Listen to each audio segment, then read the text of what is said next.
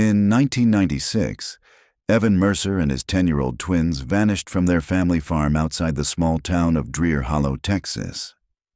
Their truck was still in the driveway. The breakfast table was set for 3.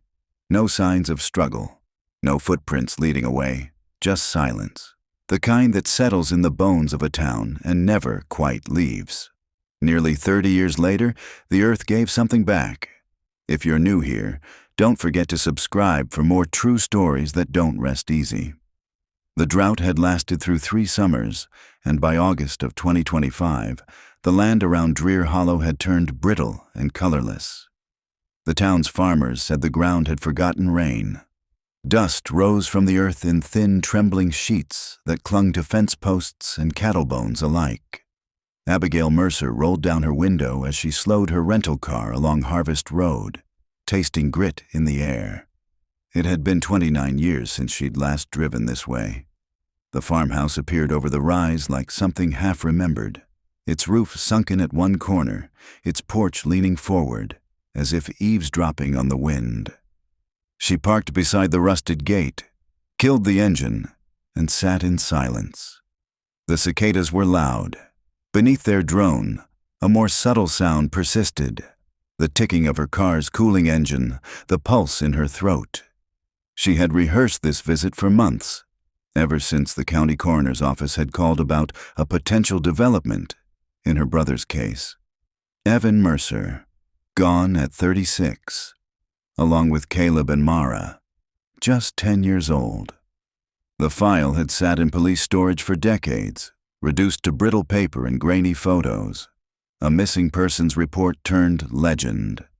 But 2 weeks ago, a construction crew clearing a new irrigation line had unearthed a section of pipe containing fragments, bone, metal, fabric, and a child's tooth.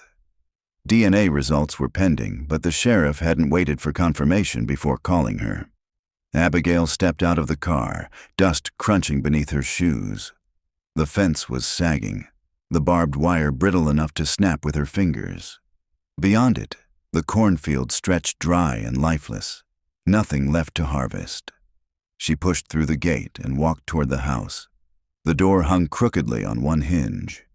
Inside, the air smelled of rust and damp wood. She paused in the entryway where the linoleum had peeled away, revealing gray boards underneath. The kitchen looked smaller than she remembered. The round table still stood in the center, 3 chairs arranged as if for breakfast. She had been here the morning before they vanished. She'd come to borrow a casserole dish and had found Evan laughing with the twins, Mara teasing Caleb about spilling orange juice. That was October 5th, 1996. By the next morning, all 3 were gone. She crossed to the window over the sink and wiped a streak of dust from the glass. Outside, the fields shimmered with heat. A few miles west, she could just make out the orange flags marking the dig site where the discovery had been made. She didn't want to go there yet. Instead, she turned toward the hallway. The door to the twins' room was open. Inside, faded wallpaper still showed the outlines of stars and planets where posters had once hung. She stepped closer, her chest tightening. On the floor lay an overturned toy truck, its paint long stripped by time, one wheel missing. She crouched, picked it up, and brushed away the dust. The name Caleb was written underneath in marker, the letters clumsy and backward. A sound came from outside, the creak of tires over gravel. Abigail straightened, heart hammering, and moved to the window. A white county vehicle had pulled up beside her car. A man stepped out, tall and heavy-set, wearing a badge on his belt. He removed his hat as he saw her watching. Sheriff Hal Boyd. He looked older than she remembered. Gray hair, sunburned skin, the same careful gait. He gave her a small wave before walking toward the porch. "Abby," he said when she opened the door. "Didn't think you'd get here so soon." "Wasn't far," she said. "Lubbock flight landed early." He nodded, glancing past her into the house. "You holding up all right?" She hesitated. "I've been better." Boyd rubbed his jaw, the motion slow and deliberate. "They've been running tests on what we found. Should have confirmation. Soon Abigail's voice was quiet. You think it's them? I think the odds are high. For a moment, neither spoke. The house seemed to listen with them. Wood creaking softly, a window rattling in the heat. I wanted to see the place again, Abigail said finally. Understandable. Was it here they dug? He shook his head. About a mile down Harvest Road, East Irrigation Trench, used to belong to your brother's property before the county rezoned it. Construction crew hit metal in the soil. At first they thought it was part of an old pump, and it wasn't. No. He studied her face. You ready to come take a look? She looked past him toward the fields, where sunlight burned through haze. Yeah, she said at last. Let's go. The sheriff's truck rumbled down the dirt road, kicking up a plume of dust behind them. Abigail sat in silence, her hands clasped in her lap. The radio murmured static. You ever think about leaving this place? She asked suddenly. Every winter, Boyd said, managing a smile. Then spring comes, and I change my mind. She nodded faintly. Evan used to say that too. They drove in silence until the orange flags appeared ahead. Several vehicles were parked along the trench. County, forensic, coroner. A few figures in reflective vests moved carefully near the pit. The air smelled of dry clay and gasoline. Abigail stepped out, shielding her eyes from the glare. The trench was deep, maybe 8 feet, its sides sloping toward a shallow puddle of water at the bottom. She could see the edge of a rusted pipe half exposed, like a rib emerging from the soil. A technician approached, clipboard in hand. Sheriff. Ma'am. Boyd nodded toward Abigail. This is the sister. The technician hesitated, then gestured toward the trench. We've secured the site. Found what looks like fragments of a vehicle door buried deeper down. Possibly a pickup. We're working slow. Abigail crouched near the edge, careful not to disturb the soil. From here she could see a flash of color amid the rust. A patch of red paint, sun-faded but still visible. Her brother's truck had been red. Boyd watched her closely. You remember the license? Yeah, she said, voice distant. BRL 974. The technician flipped through his notes. That's a match to what we've uncovered. Abigail felt the world tilt slightly. The air seemed too thin. Boyd put a steady hand on her shoulder. We'll keep digging, he said quietly. But it looks like we finally found your brother's truck. She nodded, eyes fixed on the trench. In the silence that followed, a crow called from somewhere distant, a harsh, echoing sound that carried across the barren fields. That evening she sat in a motel room on the edge of town. The television played softly, news scrolling in muted text along the bottom of the screen. Remains discovered in Drear Hollow linked to 1996 disappearance. Her phone buzzed with messages from producers, journalists, even a documentary crew that had once begged her for an interview. She ignored them all. Outside, the wind picked up, sweeping across the plains. Abigail turned off the light and sat by the window. In the faint reflection of the glass, she saw her brother's face. Smiling, alive, the way he'd been that morning years ago when he'd waved from the porch and said, "We'll be back by sundown." The twins had been laughing in the truck's back seat, tossing a baseball between them. Mara had yelled something she couldn't remember now. Then the dust from the tires had swallowed them whole. Abigail closed her eyes. The sound of the wind grew louder, almost like whispers through the fields. Or maybe just her memory reshaping itself again, the way grief always did. Tomorrow she would meet with the forensic team. Tomorrow they would confirm the remains. Tomorrow she would have to face what really happened on Harvest Road. But tonight, she let the darkness settle around her like an old blanket. And for the first time in nearly 3 decades, she felt the weight of truth beginning to rise from the soil. Morning bled into the flat horizon without color. A pale sun climbed over the ridges of Drear Hollow, turning the dust in the air to soft gold. Abigail woke before her alarm. the echo of the wind still humming in her ears. The motel smelled faintly of bleach and cigarette smoke. She poured a styrofoam cup of coffee from the lobby urn and stepped outside. The air was cooler than yesterday. Somewhere a pump jack thudded rhythmically, the only steady sound for miles. Her phone buzzed. A message from Sheriff Boyd. "We're resuming dig 8 a.m. Need you at site." She typed back, "On my way." The road to the trench cut through farmland that looked more like desert. Rows of corn stubble stretched like broken teeth on either side. The county had placed orange cones along the shoulder, but there were no other cars. When she reached the site, men were already at work. A backhoe idled nearby, its arm resting like a sleeping animal. Yellow tape fluttered weakly in the wind. Boyd was talking with a forensic tech near the trench. When he saw her, he lifted a hand. "Morning, Abby." "Didn't sleep much, did you?" "Not since '96, she said. He gave a short nod, understanding the half-truth in that answer. He motioned her closer. "We cleared more of the soil around the cab, doors intact enough to open." Abigail peered into the trench. The red truck lay tilted at an angle, half submerged in clay. The metal was pitted and dull. One of the side mirrors still clung to the frame by a thread of rust. She recognized the shape instantly. The old Ford her brother had rebuilt himself one summer. A technician descended into the trench using a rope ladder. The hollow thud of his boots echoed. He crouched by the open door, brushing away debris with a gloved hand. "Anything inside?" Boyd called. The man hesitated. "Not sure yet. There's fabric caught under the seat, maybe clothing, and..." Something small under the floor mat. Abigail's pulse quickened. She crouched near the edge, gripping the rope for balance.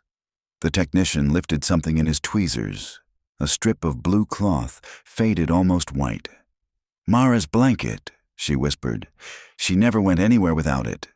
Boyd's jaw tightened. "We'll catalog everything, Abby. Don't jump ahead." She nodded, but her breath trembled. The morning heat was rising, sweat beaded at her temples.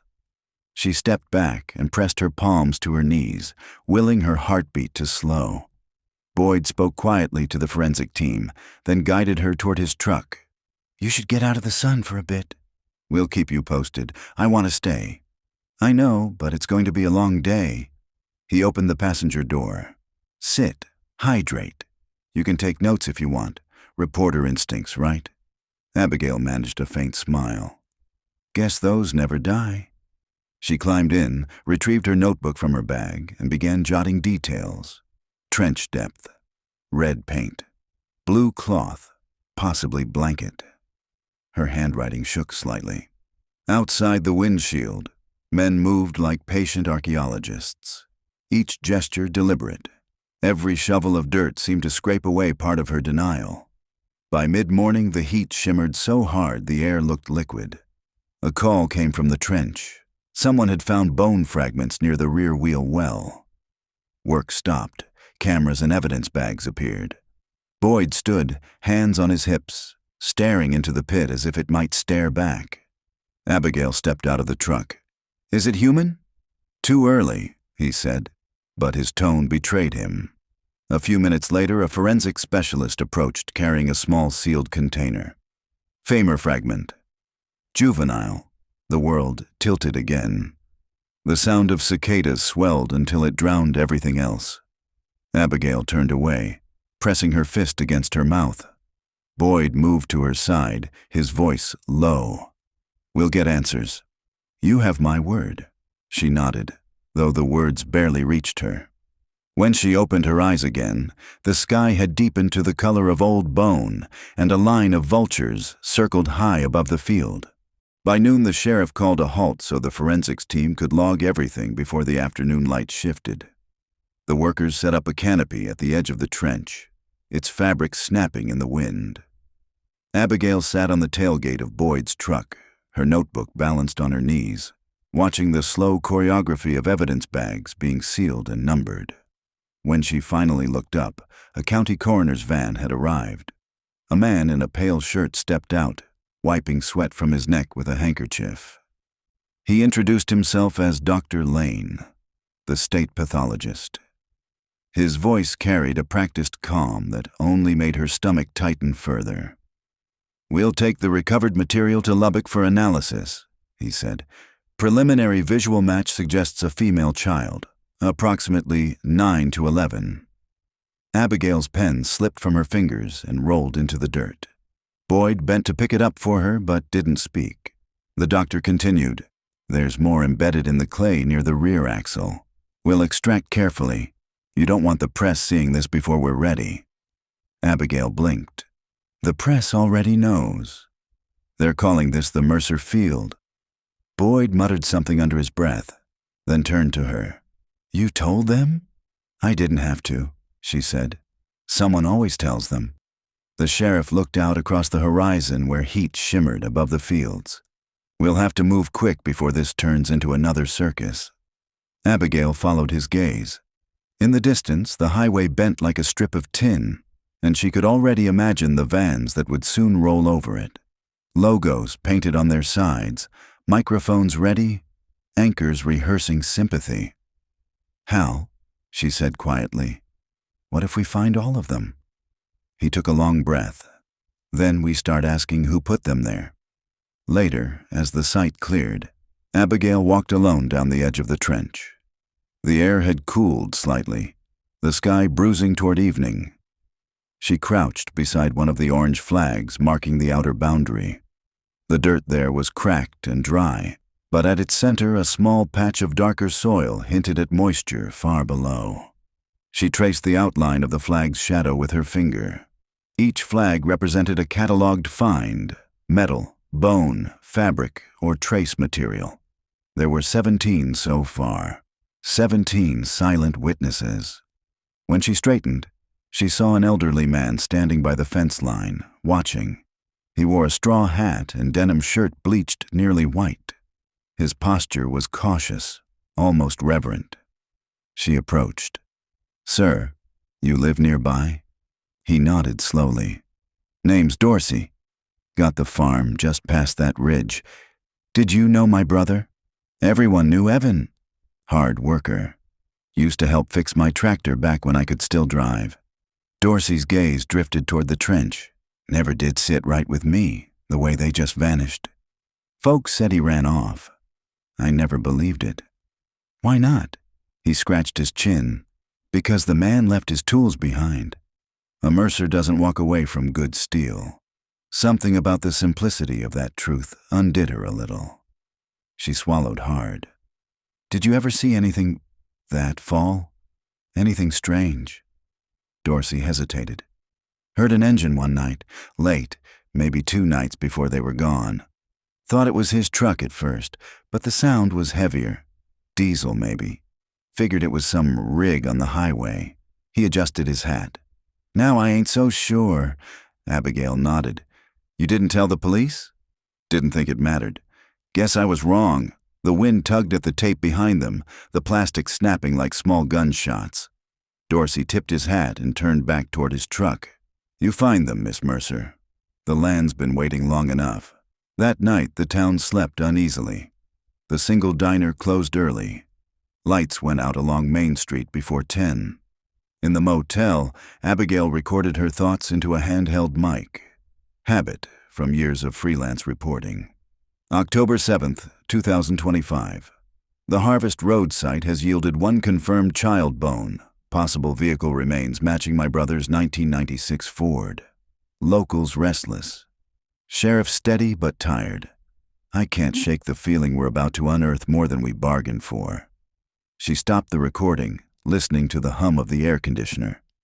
Outside, thunder muttered far off but never broke into rain. She stared at the ceiling until the pattern of cracks began to resemble a map. Roads branching from a single point, leading everywhere and nowhere. In her mind, she replayed that last day in '96. Evan waving from the porch, Caleb chasing Mara through rows of sunflowers taller than both of them, the laughter that carried clear across the field. She had turned her car toward the city, thinking she'd visit again next weekend. There had been no next weekend. When she finally drifted to sleep, She dreamed of orange flags fluttering in endless rows, each one whispering a name she could almost recognize. The next morning broke with the brittle light of early autumn, thin, pale, and reluctant. Abigail stood outside her motel room watching a flock of blackbirds sweep across the sky in tight, trembling formations. The coffee in her cup had already gone cold, but she drank it anyway. The excavation site had been sealed overnight with floodlights and security tape. By now, the county had issued its official statement: ongoing investigation. Possible vehicle related to the 1996 Mercer disappearance. Those words, possible and related, felt like a knife dull enough to hurt in slow motion. Her phone buzzed. It was a local number she didn't recognize. "Miss Mercer?" The voice was raspy, male, older. "Name's Emery Pike. I used to work your family's land after your brother bought it off old Miss Klein. I think you'll want to hear what I got to say." She hesitated. "How did you get my number?" "Called Boyd's office. He told me you were in town. Said you'd listen." "Where are you, Mr. Pike?" "Drear Hollow," he said. "Cabin off the service road near mile marker 9. Come before noon. Easier to talk when the sun's up. The line went dead before she could ask anything else." She glanced at her watch, 8:12 a.m., and grabbed her jacket. Drear Hollow wasn't much of a place. A handful of rusted mailboxes leaned at crooked angles along a gravel road, their names half scraped off by time. The hollow itself lay in a dip between low ridges, dense with scrub oak and cedar. Fog still clung to the hollows like smoke. She followed the directions until the trees thinned and a cabin appeared, huddled in shadow. A dog barked once, low and uncertain. The man who stepped onto the porch looked to be in his late 70s, thin, stooped, with hands browned by decades of outdoor work. His gray beard was neatly trimmed, but his eyes were restless, darting to the tree line and back again. "Ms. Mercer," he said, "appreciate you coming. I heard you worked for my brother." He nodded. "Back when the place was still called Harvest Farm. Good man, your brother. Paid fair, always had time to talk." He motioned her toward a bench on the porch. "You were the city sister, right? The one who used to take pictures." "That's right." He studied her for a moment. "You still take any?" "Not since that year." The silence stretched between them, thick with shared ghosts. Finally, Pike leaned forward, elbows on his knees. "I didn't talk to the police back then because nobody wanted to hear what sounded crazy. But I saw something the week before they vanished." Abigail's pulse quickened. "What did you see?" "A man," he said. "Came up the back road after dusk. I was checking irrigation pumps. He stopped his truck right by the Northfield gate, where that old scarecrow used to stand." "Do you remember what kind of truck?" "Black Chevy. Late model even for back then. He had floodlights on the roll bar, bright as daylight. When he stepped out, he carried one of them long farm shovels, not the short kind, and he just stood there." Watching the Mercer house through the trees, Abigail swallowed. "Did he speak to anyone?" Pike shook his head. "Never saw him again, but I found fresh tire tracks by the creek the next morning. Big ones, wide treads, not from local rigs." "Did you tell Sheriff Clark?" He gave a grim smile. "Clark was more interested in blaming your brother than finding him." Abigail stared out toward the hollow. The air smelled of wet cedar and rust. "Could you describe that man?" Pike hesitated, then said, "Tall. Shoulders like a fence post. Wore a coat even though it was warm that night. Had a scar under his right eye. Looked like something you'd get from barbed wire. Or a fight. Would you recognize him again?" The old man looked away. "I did. Once. 2 years later, down in Lubbock. Passed him at a gas station off Route 84. He was filling up a white van then, with Kansas plates. When he saw me looking, he smiled, like he knew I remembered." Abigail felt the hair rise on her arms. "Did you report it?" "No use," he said. Didn't even have a plate number, and by the time I thought to tell anyone, he was gone. A sharp crack sounded from somewhere in the woods, like a branch snapping under weight. Pike froze, eyes narrowing. He stood slowly, moving toward the porch railing. "Deer, maybe," he murmured, but his voice lacked conviction. "Mr. Pike?" He waved her back. "It's fine, but you should head on soon. Some things around here don't like being remembered." Abigail rose reluctantly. "If you think of anything else—" He nodded, still scanning the trees. "You'll know where to find me." As she walked back to her car, she glanced once over her shoulder. The old man was gone from the porch. The fog was thicker now, curling between the pines like smoke from something still burning. On her way back toward town, Abigail pulled over near the old Mercer farmhouse. It stood abandoned, half swallowed by weeds.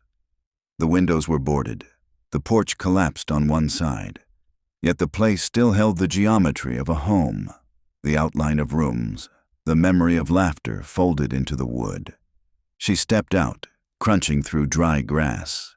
A no trespassing sign swung loosely from one nail, creaking. She ignored it. Inside, dust motes floated like ash in the angled sunlight. She moved room to room, kitchen, living room, hallway. In the twins' old bedroom, faded wallpaper still showed cartoon moons and stars. A child's handprint in paint decorated the doorframe. Mara, age 6. Abigail touched it gently. Then she noticed something in the corner, a mark carved into the baseboard. Not letters exactly, more like a crude symbol. A circle intersected by a vertical line, the kind of thing you'd scratch in wood with a pocket knife. She traced it with her fingertip. When she stepped back, she realized it wasn't the only one. The same symbol appeared faintly on the inside of the window frame and again near the door. 3 marks, forming a rough triangle. A chill threaded through her spine. Her phone buzzed again, this time a text from Sheriff Boyd. "Found more under cab floor, human teeth. 1 adult, 1 child. Call me." Abigail stared at the words until they blurred. Then she looked once more at the carved symbols, the sunlight spilling across them like silent warning signs. The wind rose, rattling the boards until the whole house seemed to breathe. Abigail reached the field before the sun began its descent. Sheriff Boyd was standing near the trench again, his hat pulled low, face streaked with dust. The forensics tents had multiplied. 2 new canopies, a generator humming softly, the smell of gasoline in the air. He didn't speak until she stepped beside him. "Under the cabin floorboards," he said. "Ground-penetrating radar picked up voids. We thought it was rodent tunnels. Turned out to be cavities, buried deep. How many? So far, 2 sets of remains. An adult male, a child. Partial." He exhaled, rubbing his jaw. "1 tooth has a filling that matches your brother's dental record. We'll need lab confirmation, but—" He let the sentence trail off. Abigail stared at the sheet-covered gurney being loaded into the van. 16 years under our feet," she whispered. Boyd nodded. And someone wanted it that way. That evening, she sat with him in the station's break room. Fluorescent lights humming overhead, the air thick with burnt coffee. The bulletin board behind them was plastered with aerial photos of the Mercer property and evidence tags. "We also found something else," Boyd said, sliding a clear bag across the table. Inside lay a small brass key, its handle shaped like a crescent moon. "Found wedged in a floor beam near the teeth." Abigail turned it over carefully. On the shaft, scratched almost invisibly, was the same symbol she'd seen in the farmhouse, the circle crossed by a line. "Looks like a brand mark," she murmured. "Could be. Could also be somebody's idea of a signature." She looked up. "Any chance this ties to that man Pike described?" Boyd leaned back. "Maybe. I remember rumors about a drifter that summer. Worked odd jobs. Claimed to be buying land for an out-of-state company. Never filed paperwork. Folks called him the man from Drear Hollow because that's where he holed up. Then he vanished right after your brother. Pike said he saw him again, years later in Lubbock. Boyd grunted. Wouldn't surprise me. That kind of evil doesn't stay put. It migrates. Abigail studied the key. What if this isn't just one man? What if it's a pattern? Like these marks are identifiers. The sheriff rubbed his temples. We'll run the symbol through every database I can access. You, meanwhile, stay out of that farmhouse. It's a crime scene now. She gave a humorless smile. You know, I can't promise that. Didn't figure you would, he said. Night folded over Harvest Road. From her motel window, Abigail watched the red strobes of patrol cars flicker faintly across the horizon. The town below seemed suspended between two worlds, the one it remembered and the one unearthed today. She turned on her recorder again. October 8th. They found Dad, or what's left of him. A child, too. Maybe Mara, maybe Caleb. I keep seeing that symbol carved into the wood, like someone staking ownership over our grief. She paused, listening to the tape hiss. There's a name people keep saying in whispers. Somebody who used to camp near Drear Hollow before the disappearance. They call him the preacher, though no one went to his church. I need to find out who he really was. She clicked the recorder off and sat in silence, heart thrumming. Outside, a freight train moaned somewhere far away, the sound long and mournful as memory. In the small hours, her phone rang again. Unknown number. She answered on instinct. A man's voice, quiet, deliberate. You shouldn't have gone back to that house, Miss Mercer. Her throat tightened. Who is this? Long pause, then, almost kindly. The dead don't rest when you stir the ground. Leave it be. The line went dead. Abigail stared at her reflection in the dark window, the faint glow of the phone lighting her face. For a second, she thought she saw movement behind her in the glass, a shape crossing the parking lot shadows. But when she turned, there was nothing. Only wind, rattling the motel's loose sign until it squealed like a warning. She locked the door, pulled the curtains, and sat with her back against the wall until dawn bled gray over the horizon. By sunrise, a gray wind was dragging dust clouds across the flat country. The sheriff's cruisers had left deep tire scars through the fields, and the yellow tape whipped against the wire fence like a restless flag.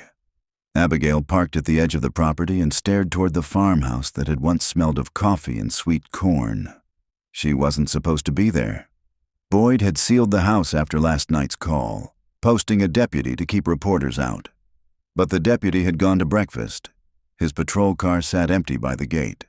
Inside, the air was colder than she remembered, carrying the smell of mold and dry hay.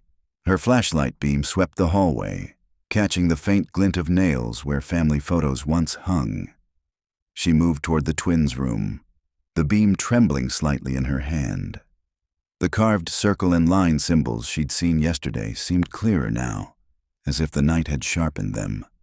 She traced the one near the window again. A small piece of metal gleamed in the crack below it. A tack, or maybe something older. She worked it free. It was a button, brass, flattened with age, engraved with the same mark. Abigail slipped it into a plastic sample bag she'd taken from her press kit. Her pulse thudded in her ears. Behind her, a floorboard creaked. She turned quickly, light catching on dust motes, but the hallway was empty. Somewhere outside, a crow gave a short, angry cry. She exhaled slowly, forcing her heartbeat to settle. You're alone, she told herself. Then her phone vibrated. A text from Boyd. Need you at the station. Now. Someone just confessed the sheriff's office was a repurposed grain co-op building on the edge of town, its concrete walls painted a weary beige. When Abigail entered, Boyd was standing outside the interview room with a styrofoam cup in hand. Who is it? She asked. Name's Chester Lyle, truck mechanic out of Canyon. Claims he used to know your brother. Says he's been carrying guilt for years. About what? He says he introduced Evan to a man who called himself Reverend Coale. Boyd's eyes were red from lack of sleep. That name ring a bell? Abigail shook her head. Boyd opened the observation window. Inside, a man in his late 50s sat hunched at the table, fingering a silver cross that hung from a leather cord. His face was leathery, sunburnt, his eyes rimmed with fatigue. He walked in this morning asking for me, Boyd said. Said the Reverend had been collecting families. That Harvest Road wasn't the only place Abigail's mouth went dry. Collecting? His word, not mine. Claims the Reverend believed in returning purity to the soil. Some kind of backwoods theology. Boyd looked at her. You ready to hear this, Abby? She nodded. Inside the room, Lyle's voice was hoarse but steady. I didn't kill nobody, Sheriff. I swear it, but I brought him there. Why? Boyd asked. He paid cash. Said he was starting a church retreat. Needed to rent a field to hold sunrise sermons. He talked real soft, like a preacher on the radio. Quoted scripture but twisted it, always talking about the harvest of souls. Abigail sat across from him, notebook open but untouched. When did you last see him? Couple nights before your brother disappeared. He had a truck, black Chevy with big tires, floodlights. I remember 'cause they blinded me when he pulled up. She exchanged a glance with Boyd. Pike's description. Lyle rubbed the back of his neck. Next morning he came by my garage with mud all over the tires. Said the Lord's work was done. I didn't ask questions. His hands trembled. But then when I heard about the family gone missing, I started to think maybe that preacher wasn't no preacher at all. What happened to him after that? Boyd asked. Gone. Vanished. I heard talk he moved north. Changed his name to Claiborne, maybe Craw. Always something with clay. Abigail leaned forward. Would you recognize him? Lyle nodded slowly. Scar under his right eye. Like someone cut him with wire, the same detail Pike had given. Boyd turned off the recorder. That's enough for now. When they stepped into the hallway, Abigail could feel her pulse hammering. So Pike wasn't imagining things. No, Boyd said. And if what Lyle says is true, we're dealing with a pattern that crosses counties. Outside, the sky had darkened to the color of slate. Abigail stood by her car, staring down the road toward Harvest Field. The wind smelled of rain. Somewhere out there, an old preacher's voice still seemed to echo through the dust. The harvest of souls. She opened her notebook and wrote only one line. Who was Reverend Coale? And how many fields has he sown? The rain began just after dusk. A hard, slanting storm that turned the roads into channels of red mud. Abigail's wipers struggled to keep up as she drove north toward the county line.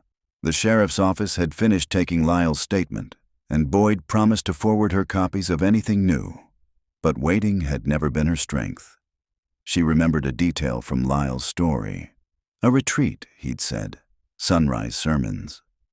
A quick search through the newspaper archives on her laptop turned up a handful of ads from that year, small text boxes in the local classifieds. The New Harvest Fellowship. Sunrise gatherings by the grace of Reverend Coale. Drear Hollow Road. All are welcome. The last notice was dated 2 weeks before her brother vanished. Abigail stared at the screen until the words seemed to tilt. It wasn't just her family. The Reverend had planted himself here, in this soil, long before them. The rain had thinned to drizzle by the time she reached the hollow again. Fog rolled off the creek beds, thick as milk. She parked near the overgrown trail Pike had described and followed it with her flashlight, boots sinking into the wet ground. After 20 yards, she saw it. A wooden sign half buried in vines, letters nearly erased by time. The New Harvest Fellowship. Her light swept across the clearing beyond. A circle of stones marked what might have once been a fire pit. Nearby stood the remains of a small wooden stage, collapsed to one side. The smell of damp wood and something faintly metallic hung in the air. At the center of the clearing, nailed to a tree, was a rusted metal plaque. The symbol was carved into it, a circle with a vertical line. She moved closer. The metal was pitted and flaking, but under the corrosion she could still make out faint words etched in a hand that was almost calligraphic. "The seed returns to the soil." Abigail's hand trembled as she took a photo. Then she noticed another shape behind the tree, a mound of disturbed earth, maybe 4 feet across, the soil darker than the rest. Her breath caught. She crouched, brushed aside the wet leaves. The surface beneath was soft. She pressed lightly with her palm, felt the give of air pockets below. A low rustle broke the silence. She swung her light around, beam slicing through mist. A figure stood at the edge of the clearing, motionless, barely visible through the trees. "Mr. Pike," she called. The figure didn't answer. Then it turned and disappeared into the fog. Abigail ran after it, branches clawing her sleeves, heart pounding. But the forest swallowed sound. The only thing she could hear was her own breathing. When she reached the road again, her car was exactly where she'd left it. But the driver's door was slightly open. Her flashlight caught a smear of mud across the window, and beneath it, the same symbol drawn by a fingertip. She stood there for a long time, the rain tapping the hood of the car like fingers. Back at the motel, she locked the door and set her recorder on the table. October 9th. Found the remains of the new harvest site. Same emblem, same words. The seed returns to the soil. Someone was there tonight, watching. This isn't just about my family anymore. It's about a man who believed burying people was a kind of worship. She shut the recorder off and sat in the dark. Every creak of the building magnified. Somewhere outside, a diesel engine rumbled past, slow, deliberate. The same sound Pike had described years ago. She rose and peered through the curtain. Headlights glided along the highway, bright white, high-mounted. A heavy truck. As it passed, its floodlights flared across her window, bleaching everything white for a heartbeat. When the glare faded, she saw what had been left behind on the glass. A small, wet handprint, the size of a child's. Abigail stumbled back, a cry caught in her throat. The handprint slid slowly down the glass, leaving a faint trail in the condensation until it disappeared. She whispered into the darkness, "Mara." But there was only the sound of rain, and far off, thunder rolling across the plains like a closing door. By morning, the rain had cleared, leaving a film of mist on the roads. Abigail's reflection wavered in the diner window as she sipped coffee gone lukewarm. On the television above the counter, a local anchor was reporting the discovery of human remains, believed to be linked to the long unsolved Mercer disappearance. Her own face flashed briefly on the screen from an old interview she barely remembered giving. The waitress refilled her cup. "You that Mercer girl?" Abigail nodded. "Whole town's talking," the woman said softly. "Hope you find what you need." Abigail murmured thanks, left a few bills on the counter, and stepped out into the damp morning. The sun was climbing, weak and thin, and the air smelled of wet metal. She checked her phone. A message from Sheriff Boyd. "Pathology confirms IDS Evan Mercer and Mara Mercer. Caleb still unaccounted for." The words felt heavier than grief. They were confirmation, not comfort. She leaned against her car, breathing through the shock. Her brother and niece were in the ground, but one twin was missing, and someone out there wanted her to stop digging. The drive to Lubbock took 2 hours across empty farmland and endless sky. Wind turbines turned slowly in the distance, their blades slicing the air with patient rhythm. She had arranged to meet Dr. Lane at the forensic lab, hoping to see what the soil had preserved. Inside, the facility smelled of disinfectant and cold metal. Lane met her at the door, expression grave. "You shouldn't be here," he said, "but I knew you'd come." He led her to a sterile room where trays were laid out under harsh white light. 2 name tags, E. Mercer and M. Mercer. She forced herself to look. Her brother's remains were partial, rib fragments, a section of femur. The dental bridge Lane had matched. Mara's were smaller, delicate as bird bones. Cause of death? She asked. Lane hesitated. Both show blunt force trauma, but there's something else. He lifted a photo from the table. Look here, etched into the frontal bone, not post-mortem damage. It was carved, Abigail's stomach clenched. The image showed the same circle and line symbol, faint but unmistakable. The preacher's mark, she whispered. Lane nodded. We've never seen anything like it in this county. Whoever did this treated it like a ritual. She turned away, fighting nausea. You said blunt force. What kind? Likely a shovelhead. Flat, heavy, consistent with excavation tools. The words echoed inside her skull until they no longer sounded like language, just dull thuds. Was Caleb there? She asked finally. Not that we found. But there were 2 smaller footprints near the burial layer. Child-sized. One leading away. Abigail's breath caught. You think he survived? Lane's eyes softened. It's possible. But if he did, he was taken. Outside, the afternoon light had turned harsh and unforgiving. Abigail sat in her car, staring at her brother's photo on the dashboard. 1 twin alive, 1 buried. She opened her notebook and wrote, If Mara was the seed, Caleb was what the soil refused to keep. She closed the book, started the engine, and called Boyd. He answered on the 2nd ring. I just got Lane's report. There's something else, she said. He found markings carved into the bone. Same symbol. Boyd swore under his breath. That preacher's got his fingerprints all over this. Then we find him. You still have those old leads from '96. I pulled what's left. Clay used a P.O. box in Lubbock, under New Harvest Ministries. Address goes nowhere now, but I'll fax you the file. I'll be in town another day. I'll start there.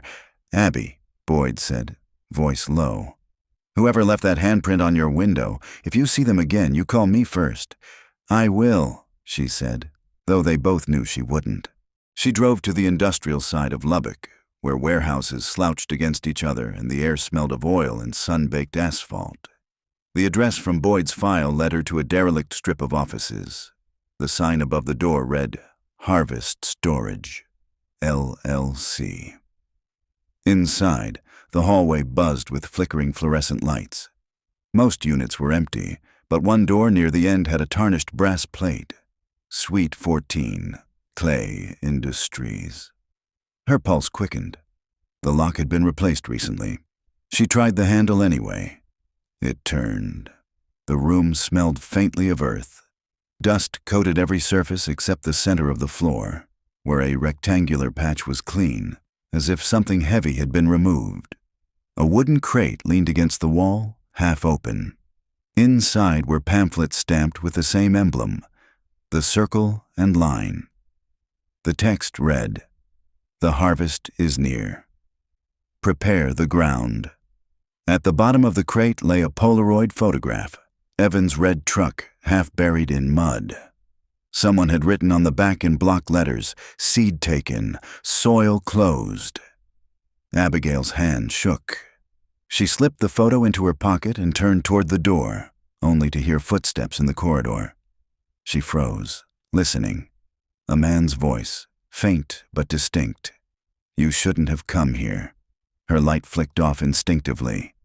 The footsteps stopped outside the door.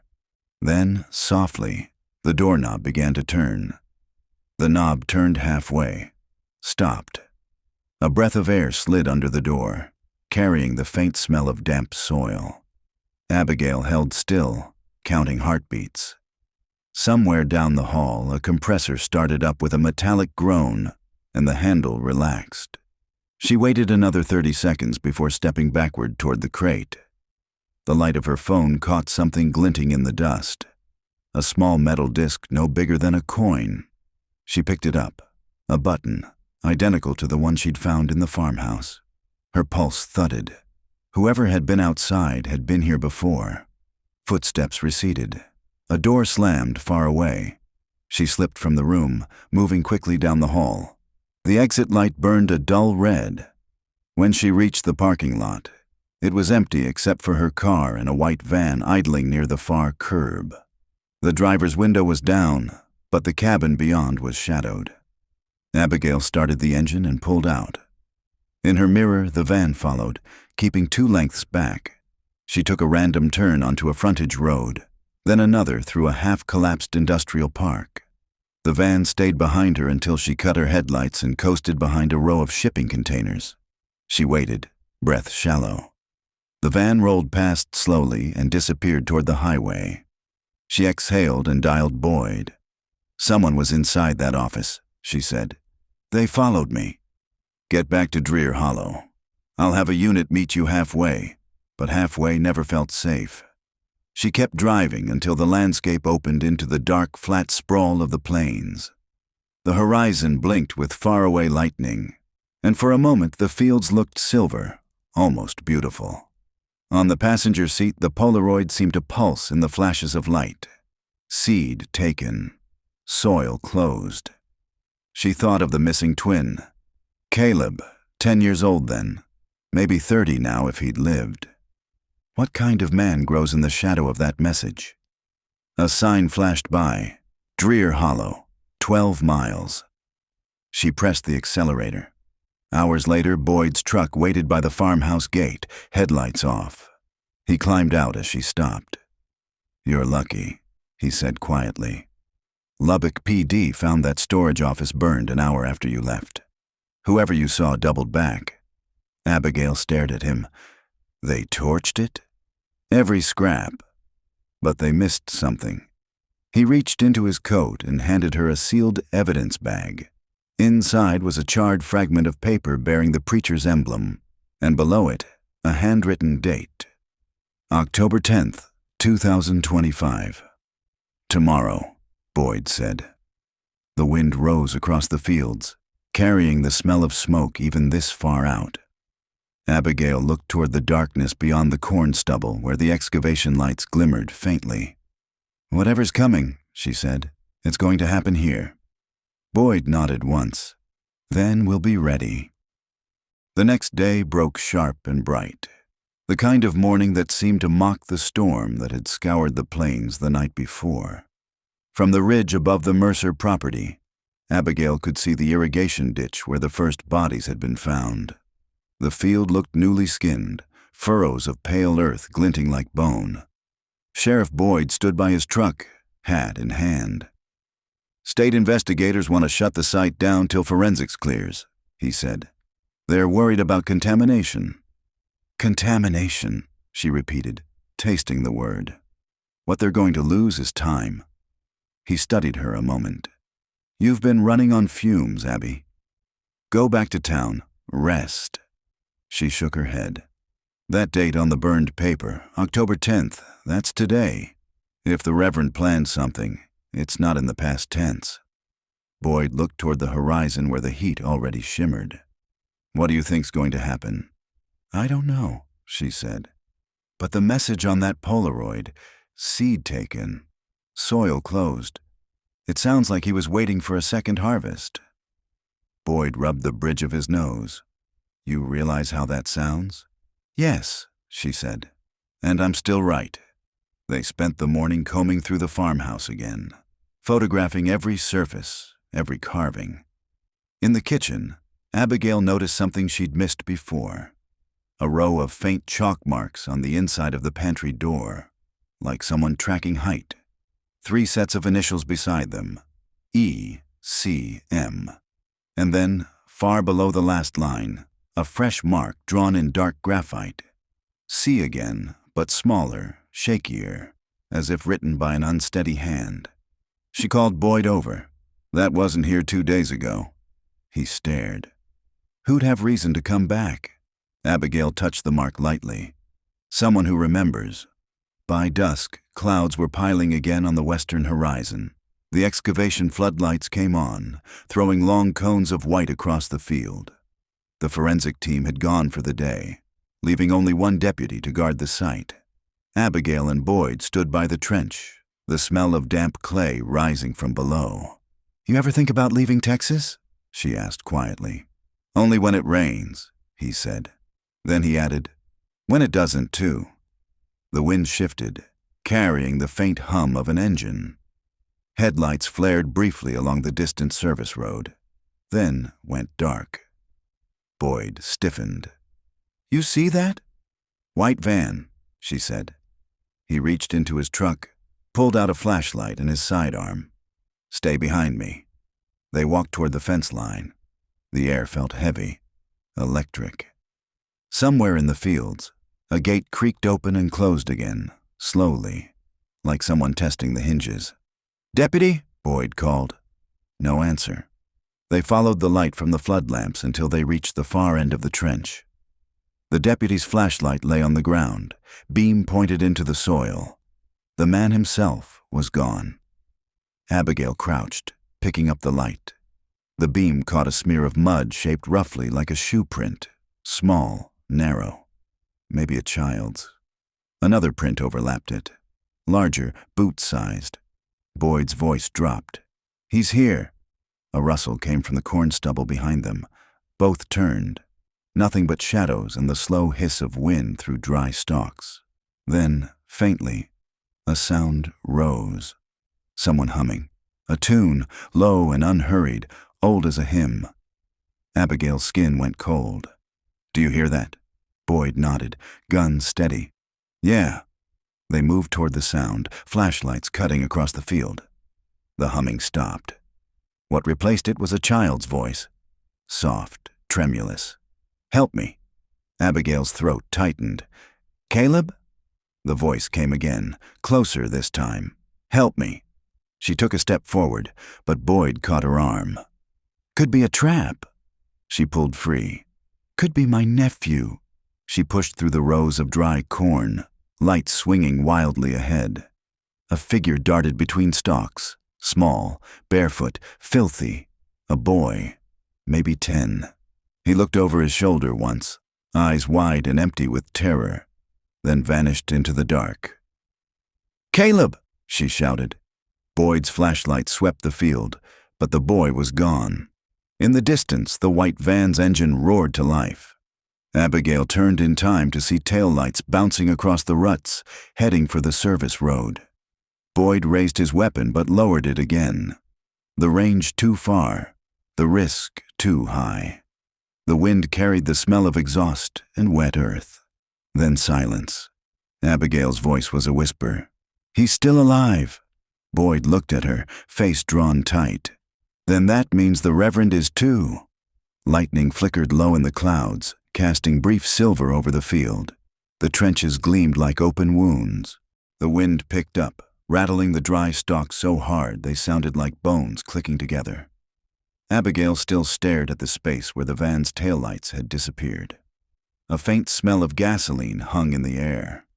"Boyd," she said, voice low. "He was right there." The sheriff holstered his gun, scanning the darkness. "And somebody wanted us to see him." "That's bait, Abby. Bait for what?" He didn't answer. From somewhere out in the corn came a single metallic clang, like a spade striking rock. Then silence again. They crossed the field cautiously, flashlights sweeping. The deputy's radio crackled weakly on the ground where he'd been stationed, broadcasting nothing but static. When Boyd bent to pick it up, the mud around it shimmered faintly in their light. Abigail knelt, touched it with her gloved fingers, then froze. The soil was damp but warm, like something had been freshly buried and was still releasing heat. Boyd saw her face. "What is it?" "Something's cooking under here," she said. "Help me dig." They used their hands, then a spare shovel from the truck. After half a foot, metal scraped metal. Abigail pushed aside the loose dirt. A rusted box emerged. Military surplus, marked with faded letters. Munitions, 1952. She looked at Boyd. "You thinking what I'm thinking?" He nodded grimly. Improvised grave marker. They pried it open.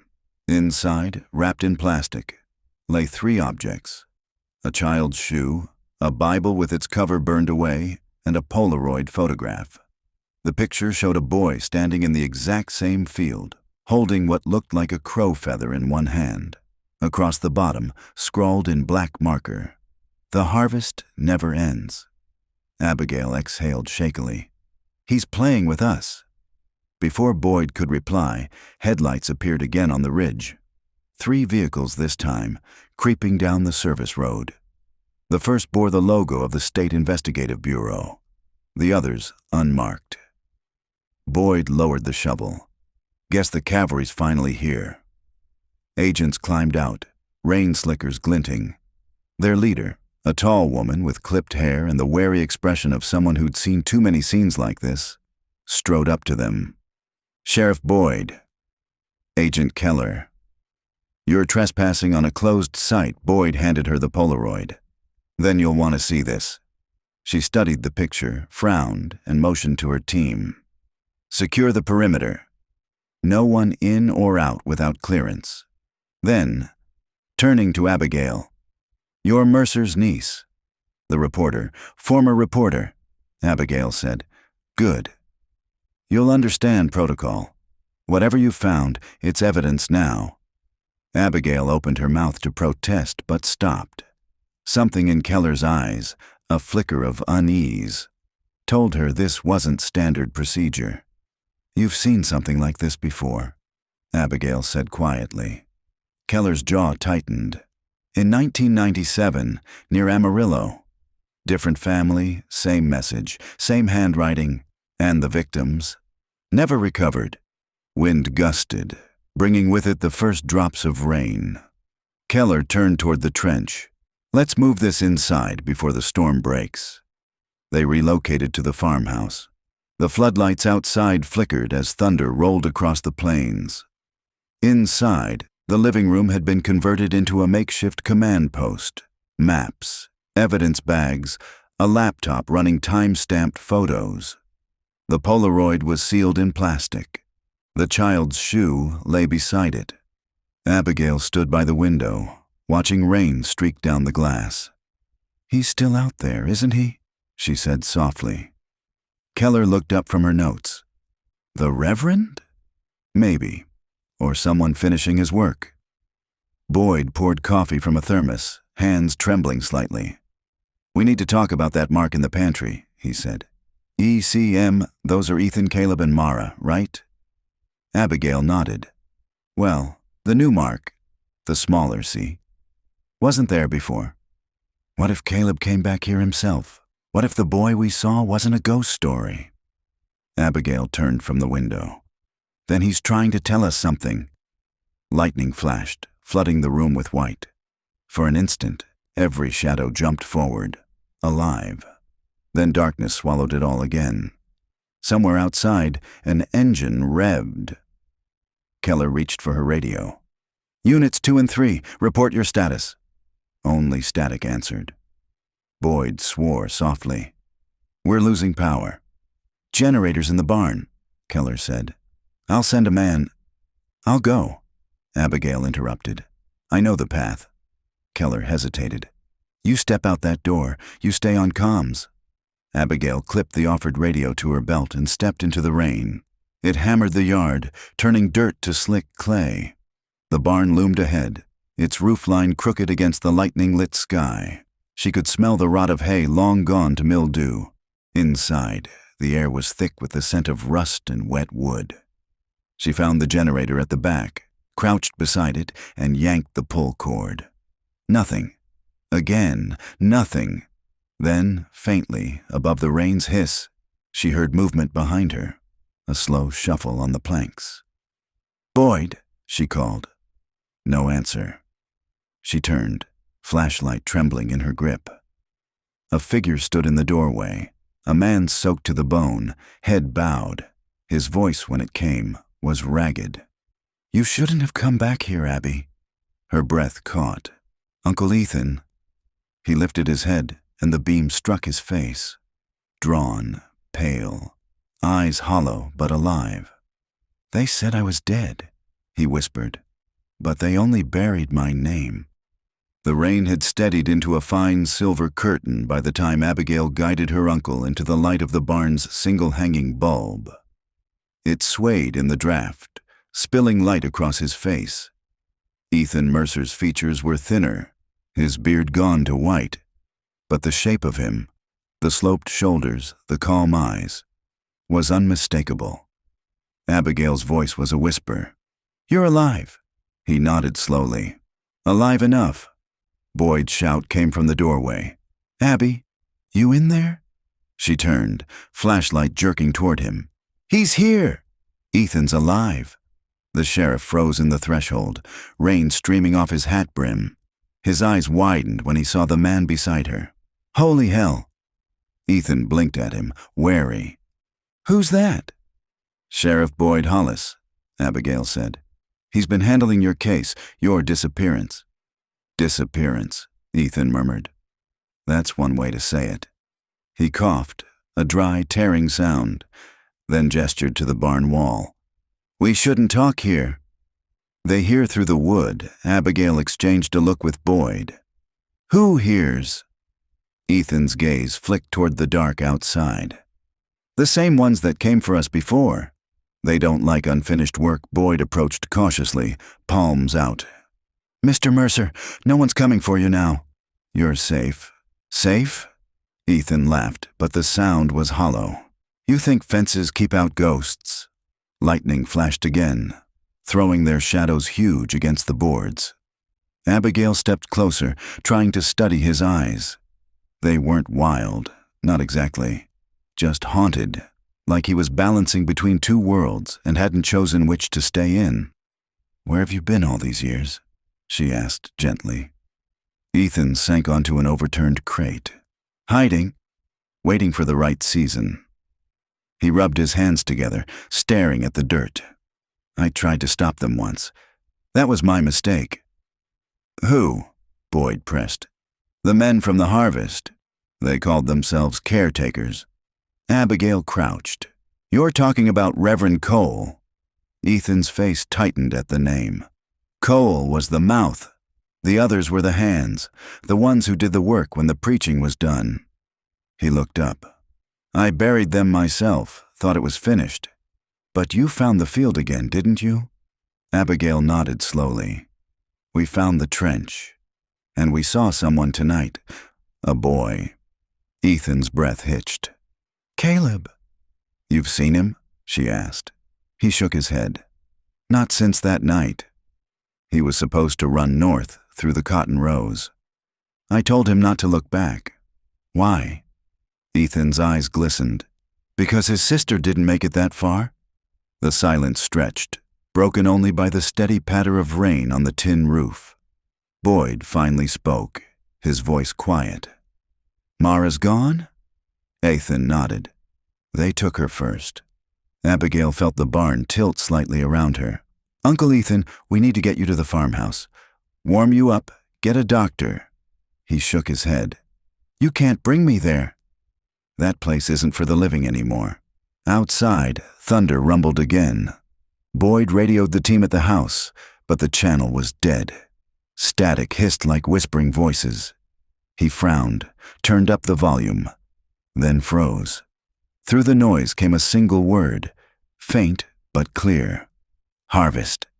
Abigail's stomach knotted. "They're back at the house." Boyd's hand went to his sidearm. "Let's move." Ethan grabbed her wrist. "You can't fight them the way you think. You have to salt the ground." She stared at him. "What are you talking about?" "Coale's sermons weren't about scripture," he said quickly. "They were codes. Instructions. He said the harvest was only holy if the ground remembered. That's why they buried them facing west, so the sun would never rise on their sins." Boyd looked ready to argue, but a sharp crack split the night. The sound of gunfire, faint and distant, from the direction of the farmhouse. Abigail's heart lurched. "That's Keller's team." They ran. The rain blurred the world to streaks of light and mud. Abigail slipped once, caught herself, and kept running until the barn lights vanished behind them. When they reached the yard, smoke drifted from the farmhouse chimney, too thick, too dark. Boyd motioned for her to stay low as they approached the porch. The front door hung half open, the wind banging it softly against the frame. Inside, the power was out. Only the storm's lightning illuminated the rooms in brief, ghostly flashes. "Keller!" Boyd called. No reply. They stepped over a toppled chair, moved down the hallway toward the living room. Two of the state agents lay sprawled on the floor, unconscious or worse. Their radios crackled weakly. The Polaroid they'd bagged earlier now rested on the table again, out of its evidence sleeve. Fresh writing had appeared beneath the old message. "Second harvest begun." Abigail's hands shook. "He's taunting us." A voice drifted from the back of the house. Hoarse, deliberate. "You shouldn't have come tonight." Ethan stepped into the doorway behind them, eyes fixed on the shadows. "Coale," he whispered. A figure emerged, a man draped in a rain-slick coat, face obscured by a shadow. He carried no weapon, but the authority in his stance was unmistakable. His voice was calm, almost kind. "You woke the soil, Ethan. And now it remembers Boyd raised his gun. Hands where I can see them." The man smiled faintly. "You can't arrest a ghost, Sheriff." Before anyone could react, lightning struck somewhere close. The power surged back, and every bulb in the house blazed to life. For one blinding second, the man's face was visible. Older, gaunt, but unmistakably human. Then the lights died again, plunging them into darkness. When they came back up a heartbeat later, he was gone. Only the door at the back of the house swung gently on its hinges, rain blowing through the gap. Boyd exhaled. "He's real. He's not some story." Abigail looked at the Polaroid on the table again. The ink was still wet. She whispered, "He's here for the last of them." Ethan's expression hardened. "Then we end it tonight." Outside, the wind shifted, carrying with it a faint smell of something burning. Wet straw, and underneath it, something darker. Abigail gripped the edge of the table to steady herself. "What do we do?" Ethan looked toward the rain-beaten fields. "We go back to the trench," he said, "before the ground closes for good." The rain slackened just before midnight, leaving the Mercer property drowned in fog. Floodlights along the field sputtered and hissed, their beams turning the mist into white fire. The house behind them was silent now. Keller's team evacuated, the wounded taken to town. Only Abigail, Boyd, and Ethan remained, bound by a grim purpose and the faint hope that the earth might still give up its truth. They walked the muddy track toward the trench. Water had pooled in the furrows, reflecting the sky's bruised color. Somewhere in the distance, a coyote barked once and went quiet. Ethan carried a lantern. Its glow was small but steady. "They called this the line of witness," he said. "Every one of them buried facing west. He said the sun would burn away their sins if it ever rose behind them." Boyd frowned. "You keep saying he." "You mean Coale?" "Yes, but there was another. A man who came after. He said he was the caretaker of the harvest." Abigail stepped carefully across the mud. "You think that's who we saw in the house?" Ethan's voice trembled. "That wasn't Coale. He died the winter after they took Mara. That thing, he called himself the Sour." They reached the excavation site. Rainwater glistened on the yellow tape and the plastic tarps covering the exposed soil. The dig lights flickered again, then steadied. Abigail crouched at the edge of the trench, her boots sinking. Beneath the tarp, the outlines of half-unearthed coffins lay in a row. She felt the weight of decades press down on her, the sense that the field itself was watching. "We salt it," Ethan said quietly. Boyd looked skeptical. "That's superstition." "Maybe," Ethan said, uncapping the tin canister he'd carried since the barn. "But superstition kept me alive. He began scattering coarse salt across the edges of the trench. Each handful caught the lantern light, flaring briefly before sinking into the mud. Abigail helped, wordless. The act felt primitive but right, like sealing a wound. When they finished, the night went utterly still. The only sound was the lantern's faint hiss. Then a voice drifted through the fog, low, almost tender. "Abigail." She froze. It was unmistakable. Her father's voice, warm and familiar, the sound she'd replayed in dreams since childhood. "Dad!" Ethan gripped her arm. "Don't answer it." But she was already standing, turning toward the darkness beyond the floodlights. A figure moved there, tall, indistinct, just at the edge of sight. "Abigail," the voice called again. "Come home, sweetheart." Boyd raised his weapon. "That's not your father." The figure stepped closer. The fog parted enough for them to see a face, an imitation, perfectly shaped yet wrong in its stillness, like a wax mask that had learned how to move. Ethan whispered, "He wears the dead." The lantern flame guttered as a gust of wind swept through the field. The figure vanished. Then the ground beneath them shuddered, softly at first, then harder, until clods of wet soil slid into the trench. One of the tarps tore free, revealing the lid of a coffin cracked open by the shifting earth. Abigail's flashlight beam caught on something inside. A pale hand, bones gleaming slickly in the mud. Around the wrist was a fragment of cloth, faded blue. She staggered back. "Mara!" Ethan dropped to his knees beside the grave, his breath ragged. "No, she was supposed to be with the others. I buried her." Boyd grabbed his shoulder. "We need to move back. The ground's giving," but Ethan was already digging, bare-handed, clawing through the mud as if he could pull time itself apart. The earth swallowed his arms to the elbows before Boyd hauled him away. Lightning flashed, and for a single second the field came alive. Figures rising from the mist, dozens of them, their faces half-formed from steam and rain. The illusion vanished with the thunderclap, leaving only the empty field. Abigail's heart hammered. "What the hell is happening?" Ethan stared at the trench. "He's opening it again." Boyd looked around sharply. "Who?" "The sour," Ethan said. "He's harvesting the living now." The floodlights flickered once more, dimmed, then cut out entirely. The world went black, except for the thin glow of the lantern in Ethan's hands. From the far side of the field came a new sound, the low grind of an engine turning over. Headlights cut through the fog, sweeping across the flooded earth. Boyd muttered, "That's the van." The light locked on them, bright and cold. A figure stepped out from behind the glare and started walking toward them. Abigail whispered, "It's him." The man carried something in one hand, a long, narrow spade. He stopped at the edge of the trench and smiled, rain streaking down his face. "Good evening," he said softly. "You've done my work for me." The man's face came fully into the lantern light now.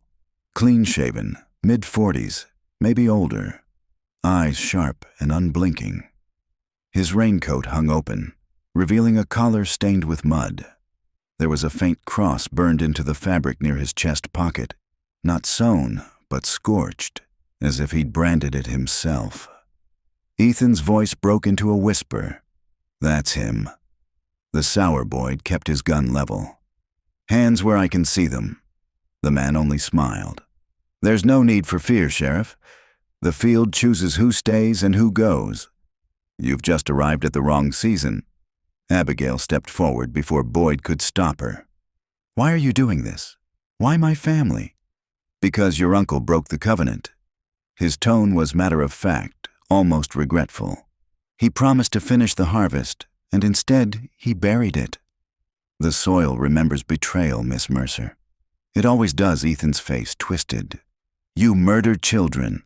"I returned them to the ground that birthed them," the sour said softly. "They were never meant to grow into this world." Boyd's voice hardened. "You're under arrest." A flicker of amusement crossed the man's face. "You think iron and paper can hold the will of the earth?" He tossed something into the trench, a small pouch. The instant it landed, the soil hissed and began to bubble. The air filled with the stench of rot. Abigail covered her nose. "What did you—" Before she could finish, the ground split. Mud surged upward, swallowing the open coffin whole. Water poured into the gap, turning it into a pit. Boyd fired once into the air, the sound deafening. "Drop the spade!" The sour didn't flinch. Instead, he stepped backward toward the fog. "You can't stop the season, Sheriff." "It's already sown." Then he was gone, swallowed by mist and distance. Ethan lunged to follow, but Boyd caught him. "Don't!" "He's trying to draw you out. We can't let him vanish again," Ethan shouted, struggling against his grip. "He'll finish it." "Caleb." Abigail's voice cut through the rain. "Listen!" From across the field came the echo of sobbing, high, frightened, unmistakably a child's. "Caleb," she breathed. They ran. The lantern swung wildly in Ethan's grasp, throwing shards of light through the fog. The sobbing grew louder, leading them toward the edge of the old irrigation ditch. There, huddled beneath a broken sheet of tin, was a boy, filthy, shivering, eyes wide. When he saw Abigail, he recoiled at first, then whispered, "Aunt Abby?" Her heart cracked. She dropped to her knees, reaching for him. "It's me, sweetheart." "You're safe now." He hesitated, then launched himself into her arms. His skin was cold, his body shaking with exhaustion. Boyd scanned the darkness. "We need to move." Now Ethan crouched beside them, tears streaking his rain-soaked face. "Thank God." "Caleb, it's over." But the boy's next words froze them all. "He said it wasn't finished." Abigail pulled back. "Who?" Caleb pointed toward the field. "The man with the fire on his coat. He said he had one more seed to plant. Thunder rolled again." Boyd grabbed his radio, but it was still dead. "We're heading back to the barn. It's shelter, at least." They half-carried Caleb through the mud. The boy clutched Abigail's sleeve, whispering under his breath as if reciting a prayer. When they reached the barn, the generator still sat lifeless, but the small lantern cast a circle of light big enough for them all. Abigail wrapped Caleb in her coat. "You're safe here. Nobody's going to hurt you." He didn't answer, just stared past her shoulder toward the far wall. "He's watching." She turned. Only the old tools and stacked hay bales stared back. Ethan knelt in front of his nephew. "Listen to me, son. That man can't touch you anymore. We're here." Caleb's voice was barely a breath. "He said he comes when the light dies." The lantern flickered. Once, twice. Then it went out. In the pitch darkness, Abigail heard it.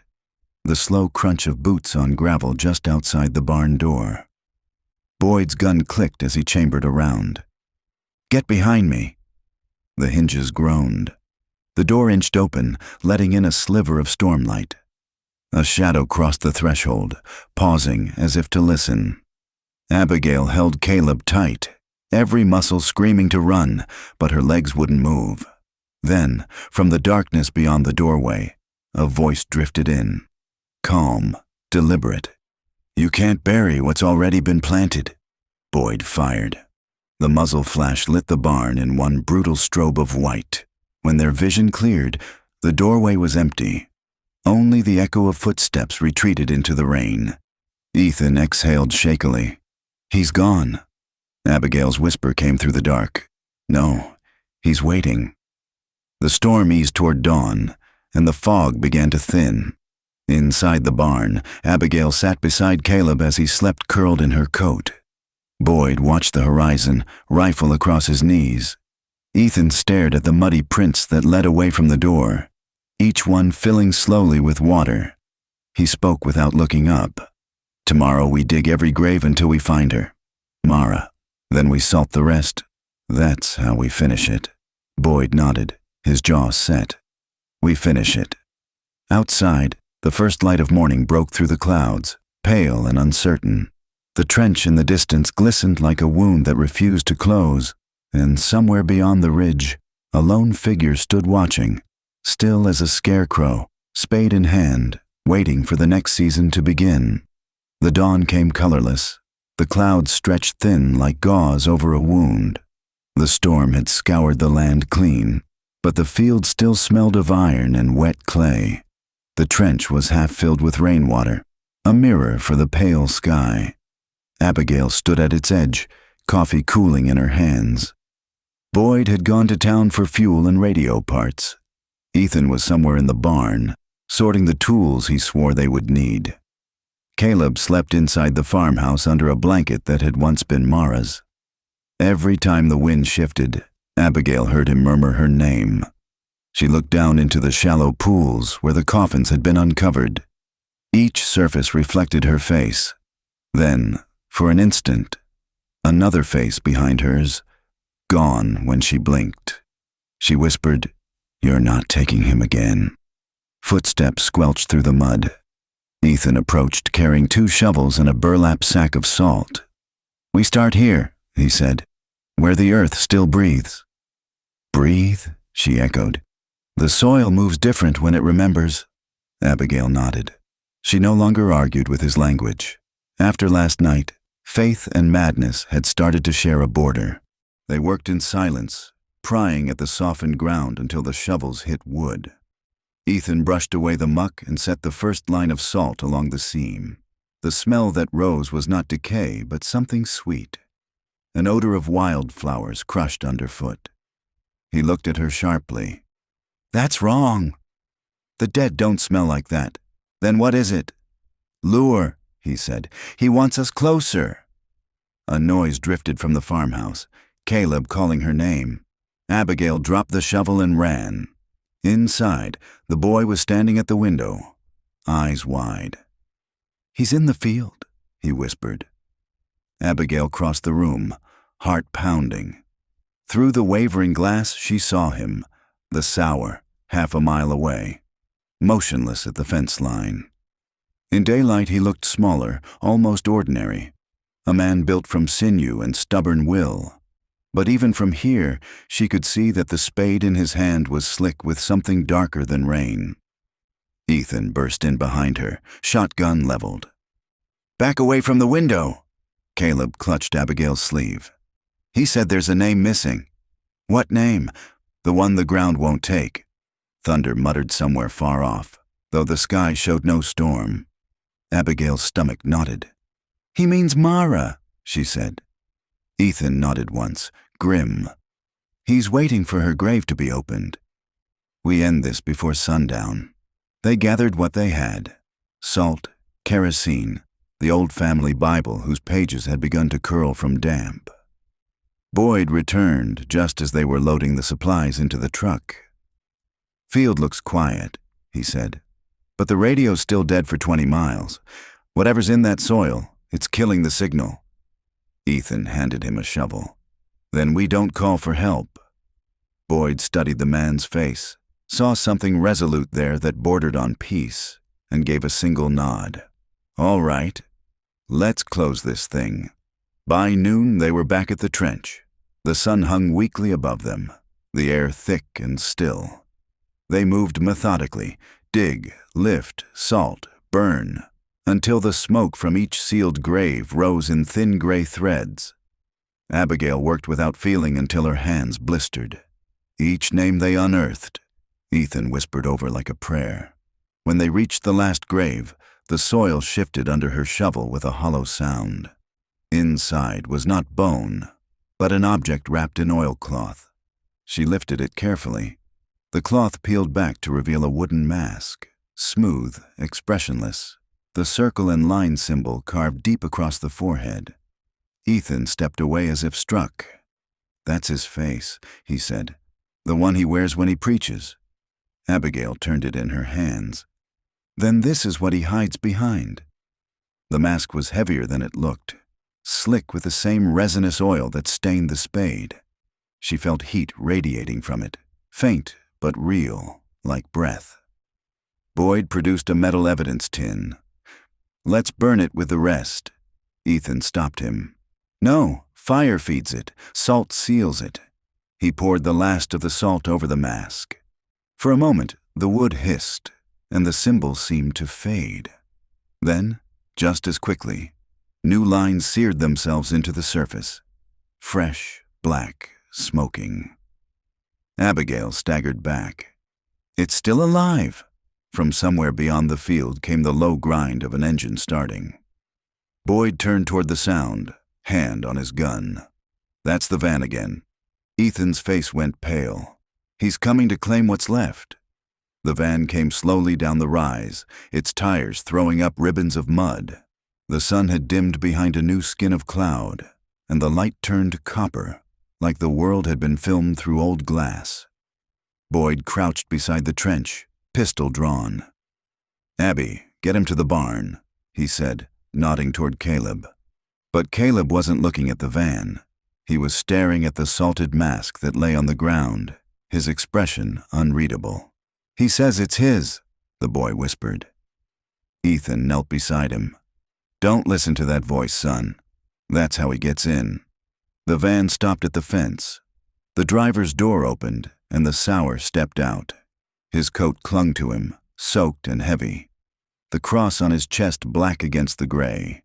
He carried the spade like a shepherd's staff. "I told you," he said quietly, "you can't seal the earth with salt. The ground only hungers more." Boyd fired a warning shot into the air. The echo cracked across the field, but the man didn't flinch.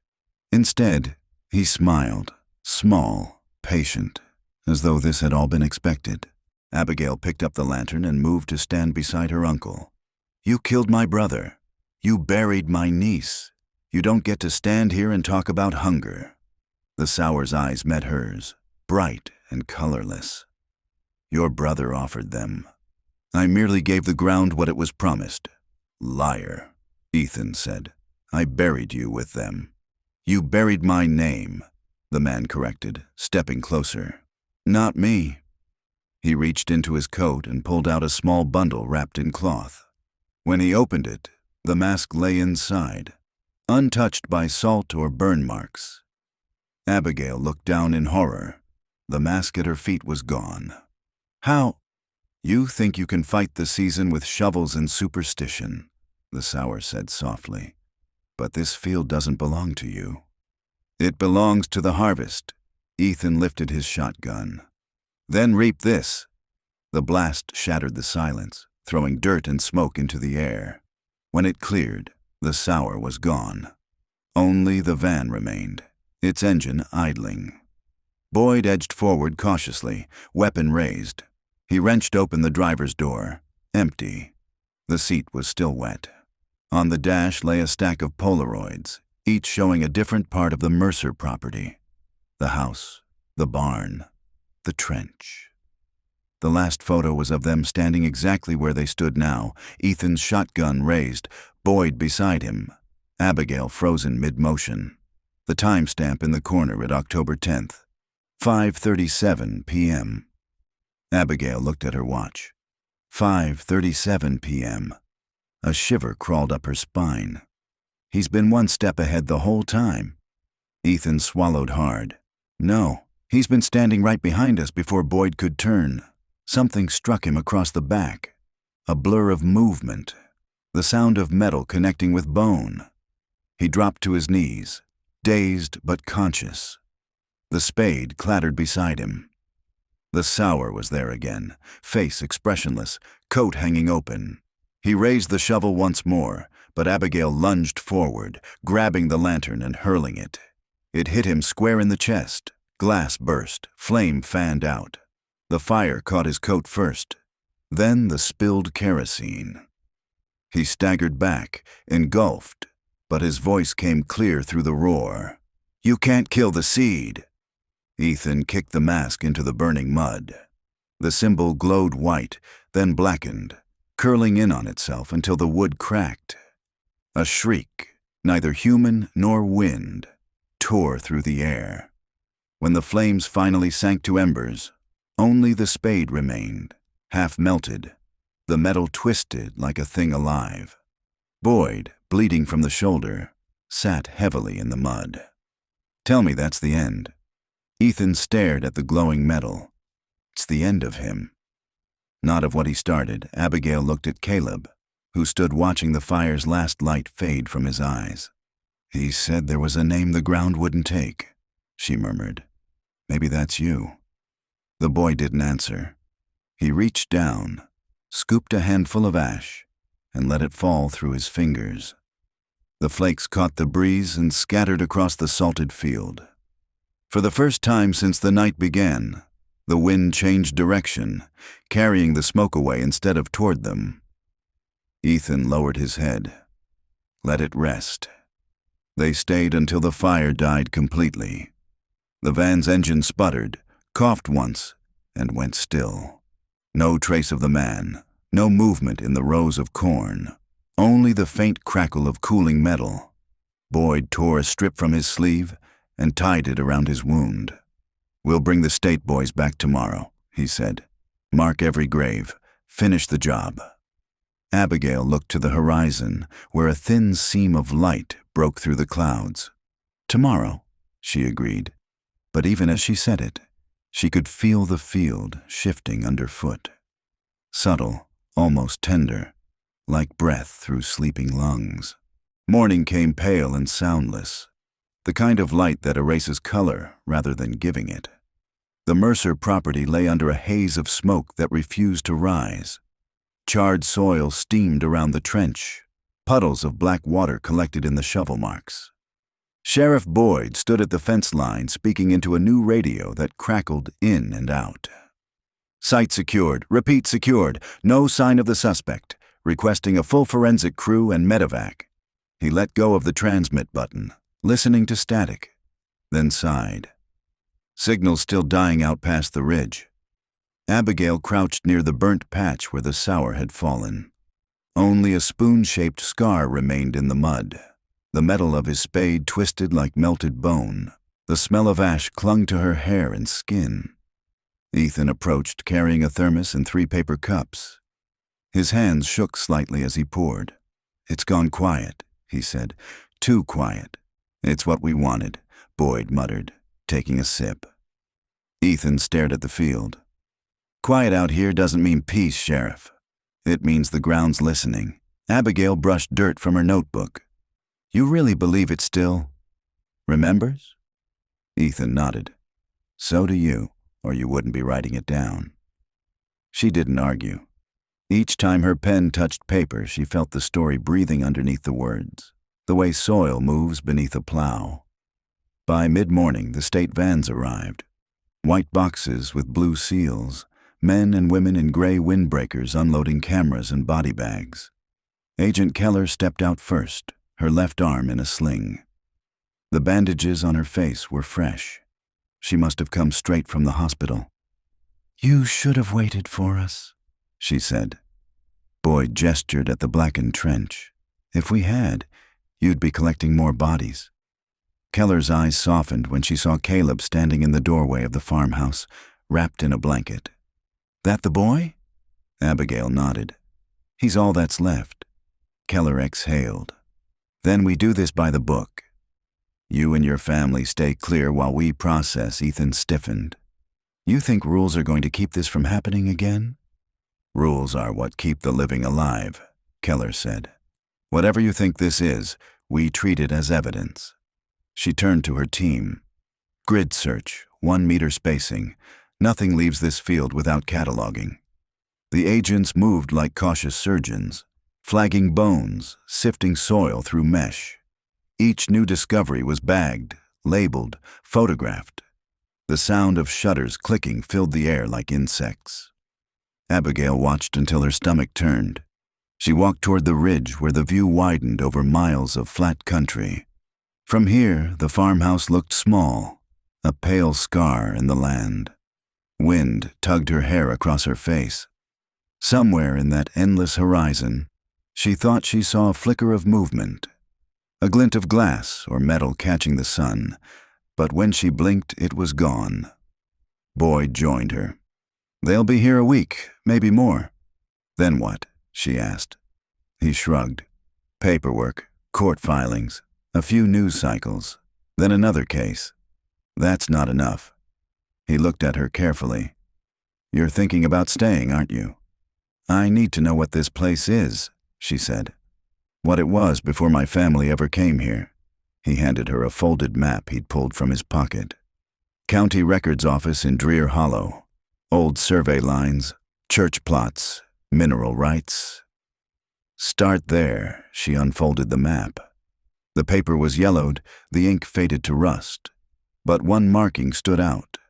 A narrow strip labeled Harvest Tract, 1874, owned by C.R. Coale. Her breath caught. The Reverend's family. Boyd nodded. Looks like he's been planting things here for a long time. At noon, the wind shifted again. The smell of the burned field changed. Less smoke, more earth. Agent Keller called from the trench. Sheriff, you'd better see this.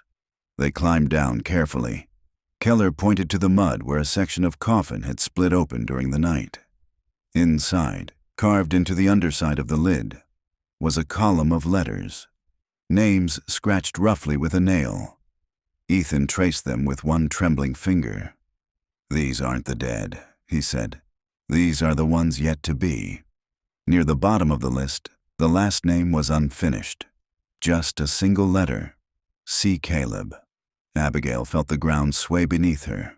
He left the list waiting for the next season. Keller signaled her team. Bag the lid.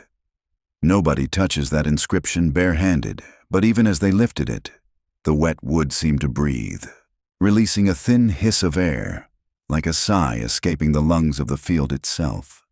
The sound carried across the rows and faded into silence. Ethan whispered, the ground still talking. The sound of that sigh lingered longer than any wind. For a few seconds, no one moved.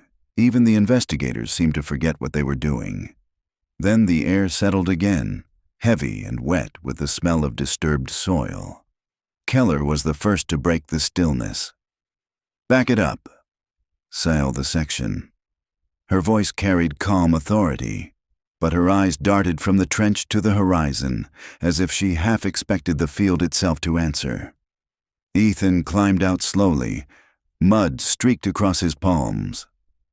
You can close your boxes, Agent, but you won't close that voice.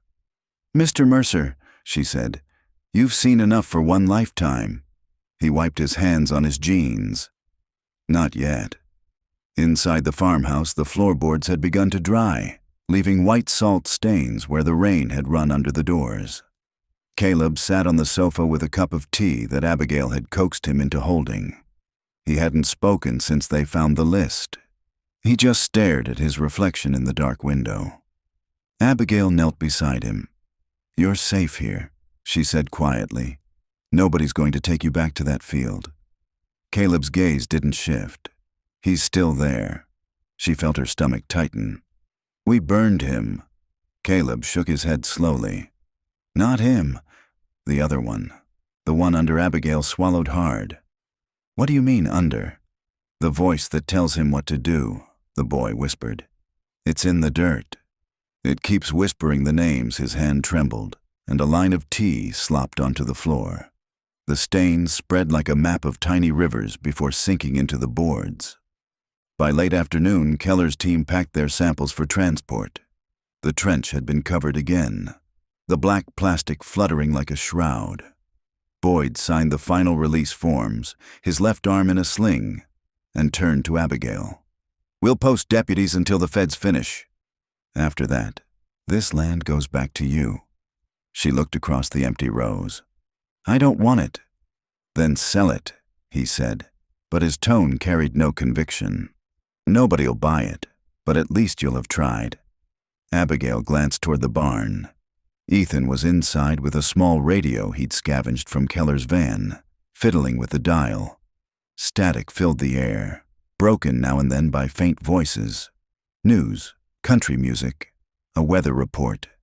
Then, suddenly, a clear male voice. And the harvest will be plentiful. Gather what is thine, for the ground remembers. Ethan's head jerked up.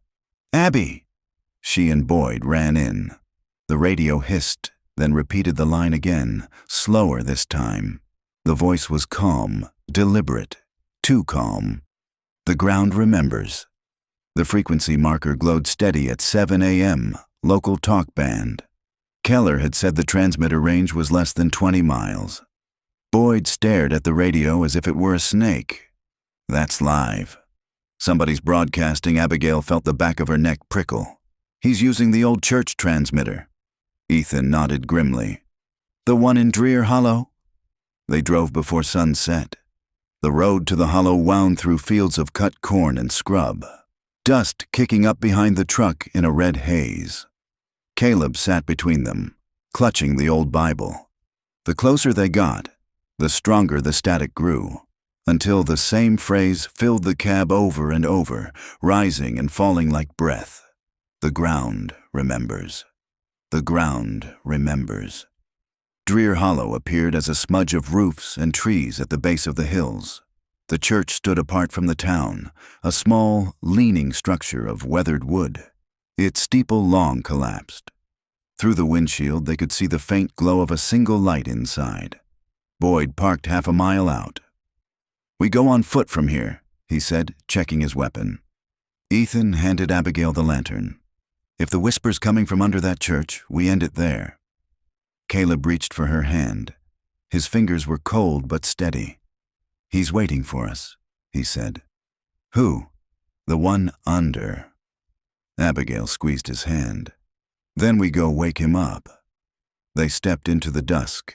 The last of the sun broke through the clouds, painting the ruined steeple blood red before disappearing altogether. The church door swung slightly in the wind, creaking open just enough to let the whisper spill out. Soft, rhythmic, patient. Words too low to understand, but full of meaning. The earth beneath their feet vibrated like a living thing. The front door moaned inward under Ethan's push, hinges crying out after decades of neglect. Dust lifted from the floorboards and hung in the beam of Abigail's lantern like ash in still air. Inside, the old church smelled of rot and iron.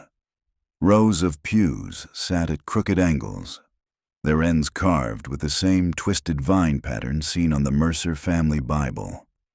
A hymn book lay open on the pulpit, its pages glued together with mildew, the words almost eaten away. Caleb stayed close to Abigail, his eyes adjusting quickly to the dim. "It sounds like breathing," he whispered. Ethan nodded. The whispering they'd heard through the radio was louder here, no longer a phrase, but a continuous murmuring under the floor. It rose and fell like wind through hollow wood, but deeper, organic. Boyd stepped forward, sweeping his flashlight along the aisle. "You two check the altar.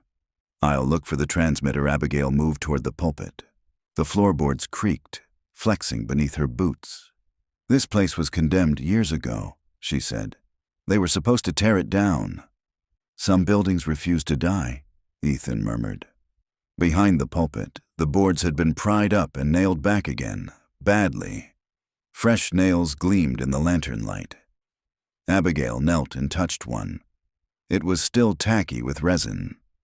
"Somebody's been here recently," she said. Ethan crouched beside her and listened. The whisper came strongest from the seam between the boards. "He buried something under here." "Or someone," Abigail said quietly.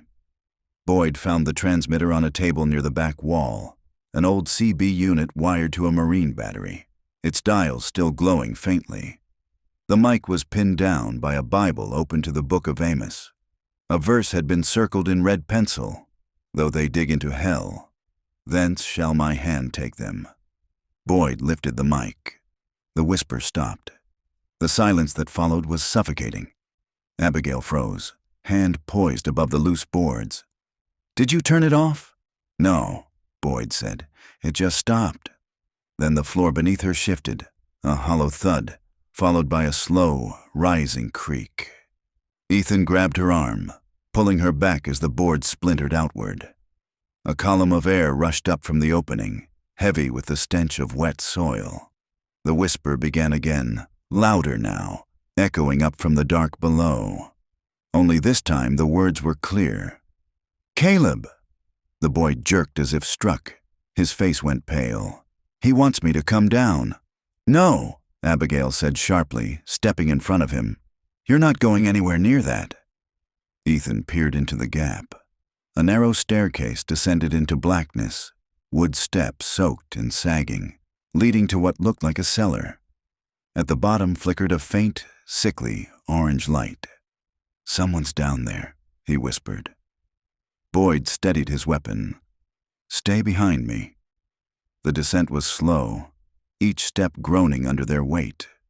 The smell grew worse. Rot, metal, something like burned sugar.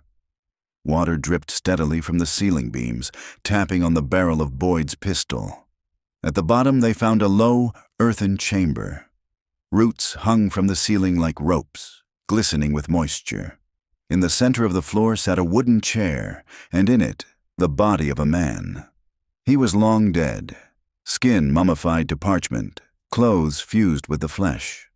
A wire headset clung to his skull. The CB mic lay in his lap. A crude symbol had been burned into his chest, the same cross-twined with vine that adorned the Mercer Bible. Ethan swallowed. "That's him." Reverend Coale Abigail stepped closer, holding the lantern higher. The Reverend's mouth was open as if caught mid-sermon. Salt crusted around his lips and down his throat, shimmering faintly in the light. Boyd leaned in, studying the wires that ran from the headset into the wall. "This was his transmitter." "He's been the voice all along." "No," Ethan said softly. "Listen." The whisper hadn't stopped.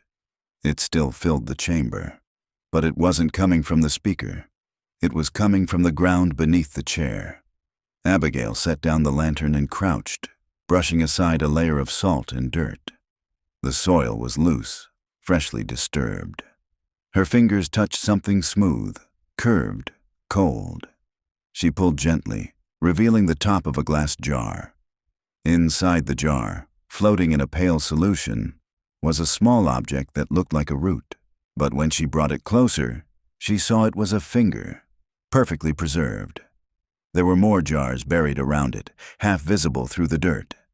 Dozens of them. Each held a different fragment, an eye, a tooth, a strip of skin, all suspended as if waiting for harvest. Ethan's voice shook. He was planting them. The whisper swelled suddenly, a single phrase bursting from every direction. "The seed remembers its shape." The light flickered, then went out. Darkness swallowed the cellar. And from somewhere below, deep in the ground, came the sound of something moving. Slow, deliberate, pushing upward through the wet earth. 2 days later, the air above Drear Hollow still smelled scorched. The containment crews worked quietly, floodlights bleaching the flattened church site into a glare that erased shadow. Bulldozers rumbled back and forth, their tracks sinking deep into the damp earth.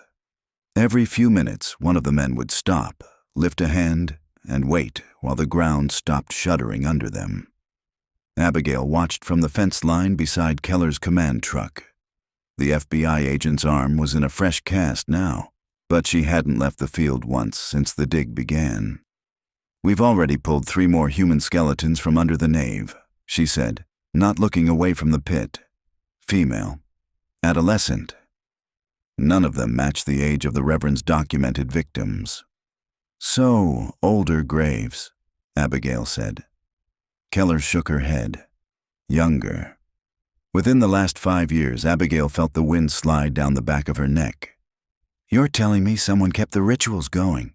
"Or the ground did," Keller replied. "I'm not ruling anything out anymore." Boyd walked up carrying a coffee thermos. His boots were caked with black clay. "You two might want to step back. They hit something solid." The bulldozer's engine idled down. A worker in a reflective vest signaled for shovels. Within minutes, they'd uncovered a flat surface, a wooden hatch, perfectly preserved, the planks cross-braced with iron. The timber wasn't charred. It looked as though the fire had curved around it. Keller crouched. Seals intact. No burn marks. Boyd wiped the mud from a hinge with his sleeve. This wasn't under the church. It was below the foundation. The wind shifted again. From somewhere beneath the boards came a faint sound, rhythmic and dull. Thud, thud, thud. Keller stood. "That's pressure from the soil collapsing," she said automatically, but her voice trembled. "No," Abigail whispered. "That's knocking." The sound stopped. Then 3 new knocks, slower, deliberate. Ethan's voice came over the radio from the farmhouse. "Abby? You hearing that too?" "Yes. I've got the boy with me." He started whispering the same pattern about a minute ago. 3 knocks. Over and over, Abigail's grip tightened on the fence rail. "Keep him inside, Ethan. Don't let him—" A sharp crack cut her off as one of the hinges snapped. The hatch lifted slightly, just enough to exhale a gust of air that smelled like roots after rain. The nearest worker stumbled back, coughing. Keller drew her sidearm. "Step away from the pit." The air hummed. A faint vibration rippled through the ground, spreading outward like water disturbed by a stone. Floodlights flickered. Every metal surface on the trucks began to rattle. Boyd shouted, "Kill the engines!" Now, the machines fell silent. For a moment, everything held still. The workers frozen, Keller's pistol steady, Abigail's breath caught halfway. Then the hatch lifted again, pushed from beneath by something that gleamed wetly in the artificial light. A tendril of black roots slid through the gap, thicker than a wrist, pulsing as if it had veins. It coiled once, sensing the air, then struck upward with a sound like tearing cloth. One of the floodlights toppled, shattering against the dirt. Darkness rippled outward from the impact. Abigail ran. She didn't remember deciding to. Her legs simply moved. Behind her, she heard Keller shouting commands, gunfire cracking in short bursts, men screaming as the earth opened wider. By the time she reached the ridge, the pit was gone, swallowed in a cloud of dust and smoke. The bulldozers looked half-melted, their metal frames sinking into the soil as if into tar. The sound that followed wasn't a whisper anymore. It was breathing. Slow, huge, patient. Boyd staggered toward her, face gray with dust. "Everyone clear?" she shouted. He shook his head. 2 of the crew didn't make it out. He looked back at the heaving ground. "Tell me what that is." Abigail stared at the undulating surface where the church had stood. "The harvest starting again," she said. Back at the farmhouse, Ethan met them at the door. Caleb sat on the floor clutching his knees, eyes wide and unfocused. He was whispering rhythmically. 3 knocks, pause, 3 knocks. "It started right before the radios went dead," Ethan said. "He said it's calling for him." Abigail knelt in front of the boy. "Look at me, Caleb. You don't have to answer it." He blinked slowly. "It's hungry. It's lonely. It wants to finish outside." Thunder rolled, though the sky was perfectly clear. The sound from the valley rolled like thunder, but didn't fade. It went on, steady, mechanical, a heartbeat that belonged to the land itself. The farmhouse walls trembled with it. Dust sifted down from the rafters. Boyd checked the radio again. Nothing. Keller's channel's dead. Ethan peered through the window toward Drear Hollow. "The lights are gone. The whole field's gone dark." Abigail pulled the curtains closed. "Then it's feeding on power. Every time the harvest starts, it takes what it needs." Caleb sat in the middle of the floor, knees pulled up, rocking slightly. His lips moved in a rhythm that matched the pulse under the ground. 3 knocks, pause, 3 knocks, he murmured. Then louder, "It wants the seed back." Abigail crouched beside him. "You're not a seed. You're a person?" He looked up at her. "He said I was the last one planted." Her breath caught. "Who said that?" Caleb's eyes unfocused. "The man under the dirt." Outside, the wind picked up suddenly, carrying with it the smell of wet clay and metal. The windows vibrated, the sound of the earth-deep breathing merging with the gust until it became a single, low moan. Boyd braced the door with a chair. If Keller's team didn't stop it, it'll come here next. Ethan reached for the old family Bible on the table. Its pages fluttered open as though stirred by an unseen draft. The salt-stained script along the margins shimmered faintly. He turned to Abigail. The Reverend's note said the seed remembers its shape. Maybe the words can make it forget. You mean an exorcism? She asked. He gave a grim half-smile. Something like that. Except this time, we speak for the ground. He began to read. The verses were half scripture, half code, lines about reaping and reckoning, harvest and hunger. With each word his voice grew steadier, the floor's tremor dulling to a pulse. Caleb stopped rocking and stared at him. It's listening. Ethan's tone deepened, almost chanting now. From dust thou camest, and to dust thou shalt return. The field claims only what it has sown. The house shuddered. A crack zigzagged down the far wall. Wind howled through it, scattering ash from the fireplace across the room. The ash swirled mid-air, forming momentary shapes, a hand, a face, the faint outline of a man's body. Abigail stepped back. He's here. The ash face spoke in a voice both whisper and roar. You can't unmake the root. Ethan raised the Bible like a weapon. We can bury it deeper. The voice laughed. A dry, hollow sound that rattled the window panes. Then the ash collapsed to the floor, lifeless. The ground beneath them went silent. For several long seconds no one moved. The air felt thinner, as if the house itself were exhaling. Boyd lowered his gun.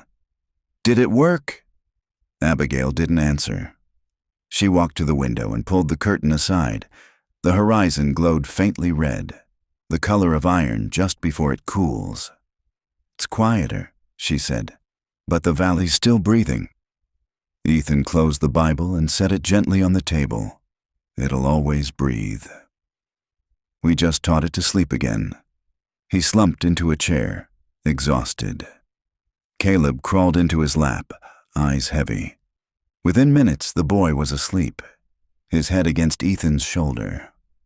Boyd sank onto the sofa, rubbing his temples. You realize no one's going to believe any of this? Abigail looked at the notebook open beside her. They don't have to. They just have to stay away from Harvest Road outside. The wind died completely. The silence that followed was full and strange, the silence of soil after rain. At dawn, Keller returned, limping, her team reduced and hollow-eyed. She found them on the porch, coffee steaming in tin mugs. The site collapsed, she said flatly. Everything, equipment, samples, all of it. We'll cordon the area off. Official report says methane pocket, subsurface collapse. Boyd nodded. Sounds tidy. Keller looked toward the fields. Tidy's the only way we survive it. She hesitated, then handed Abigail a sealed evidence bag. Inside was the twisted iron spade, blackened but intact. Figured you should have it. Abigail stared at the relic. Its surface was smooth now. No trace of the emblem. Why me? Because stories don't stay buried, Keller said. Better to have the person who found it telling them than the one who caused them. When the agents drove off, the valley was already closing behind them, grass bending back over the disturbed soil, fog rolling in low and slow. The land looked almost peaceful again. Abigail turned to Boyd. You think it's really over? He considered the horizon. For us, maybe. For the land? Never. That evening she buried the spade at the edge of the property. Caleb watched, silent, a small mound of salt in his hand. When she finished, he poured the salt over the spot. So it doesn't wake hungry, he said. The air was still. The sun dipped, red and soft. Somewhere beneath their feet, deep in the soil, something shifted once, just enough to remind them it was still there. Then the earth settled again. Abigail took Caleb's hand. Come on, let's go home. 10 years later, the plains were different. Or maybe Abigail had simply learned how to look at them. The government fence still circled what used to be Drear Hollow, a rusting necklace of barbed wire and warning signs that no one read anymore. Locals called it the Silent Zone. Grass had grown over the sinkhole. A patch of wildflowers bloomed every spring, white and yellow against the black soil. Abigail lived 3 miles away in a small farmhouse rebuilt on higher ground. The old Mercer property had long since been condemned. Its well-kept, the barns razed. Only the weather vane remained, a bent silhouette pointing nowhere. She woke before dawn most mornings to write. Her book, The Harvest Road Disappearance, had become the kind of quiet bestseller that people read late at night and then put face down beside the bed, unsettled. The royalties kept her and Caleb comfortable, but she never left Texas. Some roots were too deep to pull free. Caleb was 19 now, taller, calmer, his face a map of both his parents. He worked with soil restoration crews for the state, rebuilding farmland in places the dust storms had stripped bare. Sometimes she caught him standing at the window at night, listening to the wind. She never asked what he heard. On an October morning as bright as bone, a knock sounded at the door. 3 raps, pause, 3 more. Abigail froze. That rhythm had not touched her life in a decade. When she opened the door, Sheriff Boyd stood there, older, stooped, the brim of his hat shading eyes that had seen too much. "Morning, Abby," he said quietly. "Got something you should see." He led her to his truck, parked beside the fence line. In the bed sat a heavy evidence crate wrapped in tarpaulin. "Came from the new dig west of the hollow. State guys say they hit an old irrigation shaft, pulled this up." He unlatched the crate. Inside lay a single object, the iron spade, the one she had buried with Caleb. Its handle was new wood, its blade polished as though it had been remade. Abigail touched the metal, cold, too clean. "It was under the salt," she whispered. Boyd nodded. "And look here." He pointed to the lower edge. The faint outline of the circle and line emblem had reappeared, shallow but distinct. She closed the lid. "Burn it." "Already tried," Boyd said. "Wouldn't take. We'll lock it in evidence, same as before." Abigail watched the horizon. The wind had changed direction again, blowing east. The wrong way for this time of year. The grass bent, making soft patterns like waves moving toward the old church site. She said, "He's waking up." Boyd adjusted his hat. "Then maybe it's your turn to tell the story again." People forget. That's how things come back. That evening she sat at her desk with the manuscript of her next book, blank except for the title page, The Final Season. Outside, Caleb was burning old brush piles, the smoke curling upward in slow, gray columns. She could smell it through the open window, sharp and clean. The sound of his shovel striking dirt drifted in. Steady, deliberate, the rhythm of someone planting rather than digging. Abigail smiled faintly, then frowned. The rhythm wasn't steady anymore. 3 strikes, pause, 3 more. She pushed back her chair and went to the porch. "Caleb?" He looked up from the small fire pit he'd dug. "Just clearing space," he said. The shovel in his hand gleamed red in the firelight. Not iron, not rust. Something older. "Where'd you get that tool?" she asked. He shrugged. "Found it behind the shed this morning. Must have been there all along." Abigail's throat tightened. "That's impossible." Caleb smiled, the easy, distracted smile of youth. "Nothing's impossible here, Aunt Abby." The wind shifted again, carrying the smell of turned soil. In the distance, thunder muttered from a cloudless sky. Abigail whispered, "Not again." The wind rose, scattering ash from the fire pit. Caleb leaned on the shovel, watching the sparks drift upward until they vanished against the dark. The glow caught the edge of his face, and for a heartbeat, she saw her brother in the set of his jaw. "Caleb," Abigail said quietly. "Put that down." He blinked, surprised by the fear in her voice. "It's just a tool." "It's not," she said. "That's the same blade we buried." He turned it over in his hands. "Looks brand new to me." The wind died all at once, leaving the field too still. In the silence, a single sound rose from somewhere deep underfoot. 3 slow knocks. Caleb stiffened. The handle slipped from his grasp and the shovel fell into the pit with a dull thud. Abigail reached for him. "Inside. Now." But before either of them moved, the ground under the fire pit sagged and cracked open. The flame shot downward as if sucked into the earth, and a low exhale rolled through the hollowed soil. The smell was the same as that night 10 years ago. Wet roots, iron, rain. Caleb stumbled back, eyes wide. "It's calling." "Don't answer," she said. "Whatever it says, don't." The knock came again, louder, the rhythm pounding through the boards of the porch. Boyd's truck headlights swung across the yard. He'd seen the flash from the fire. He jumped out with his shotgun. "What in?" The ground split behind him. A thin seam of red light pulsed from the break, tracing a crooked line toward the house like a vein filling with blood. Ethan's old words echoed in her head. "You can't fight the ground. You can only make it sleep." Abigail grabbed Caleb's wrist. "Get the salt from the pantry!" He ran, boots thudding across the floor. Boyd fired once into the crack, the shot vanishing into the dirt.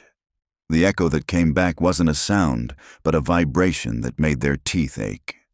The air shimmered with heat, though the night was cold. Caleb returned with a sack of salt. Abigail tore it open and poured a white line around the pit. "We end it here." The wind roared again, tearing at their clothes. The red light flared brighter, forcing them to shield their eyes. From within the pit came the outline of a figure trying to climb through, a shape made of dust and flame, familiar, almost human. When it spoke, its voice was both the Reverend's and the Sowers, and something deeper that used them like echoes. "You can't bury the harvest," Abigail shouted over the wind. "Then starve." She upended the last of the salt into the fissure. The light flared white, then imploded, dragging the air with it. The noise vanished. Even the insects fell silent.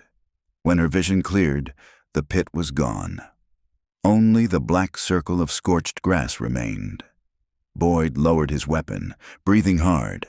"You all right?" Abigail nodded, shaking. "It's done." Caleb knelt beside the burned patch, touching the soil. "It's cold," he said softly, "like stone." Abigail looked up at the sky. The stars were steady again, the air clean. Somewhere far off, the first coyote barked, as if testing the quiet. A week later, the state crews arrived to reseed the ground. Boyd filed his last report before retirement. Keller sent a brief message from Washington. Site contained. No further activity. Abigail spent the day writing on the porch. When the sun dropped, Caleb joined her with 2 mugs of coffee. "You really think it's over?" he asked. She smiled faintly. "Nothing's ever over, but maybe it's resting." He nodded, staring at the horizon. The fields shimmered gold in the dying light. For the first time in years, the wind smelled only of dust and wildflowers. "Tomorrow's the harvest," he said. "Then let's hope it's just corn this time." They sat in silence until the stars came out. The land around them was quiet, calm, ordinary. Except for one small thing. From the black circle where the pit had been, a single sprout pushed through the soil.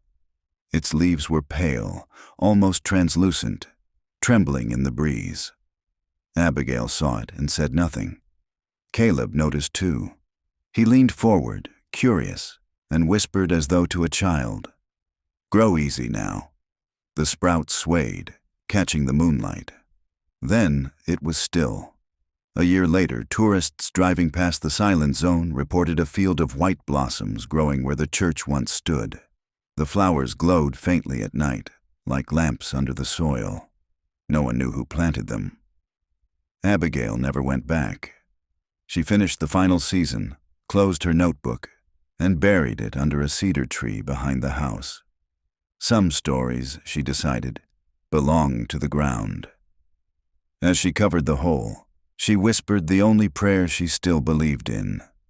Sleep deep. Stay forgotten. And far away, where the flowers moved in the wind, the earth answered with the faintest sound. 3 soft knocks.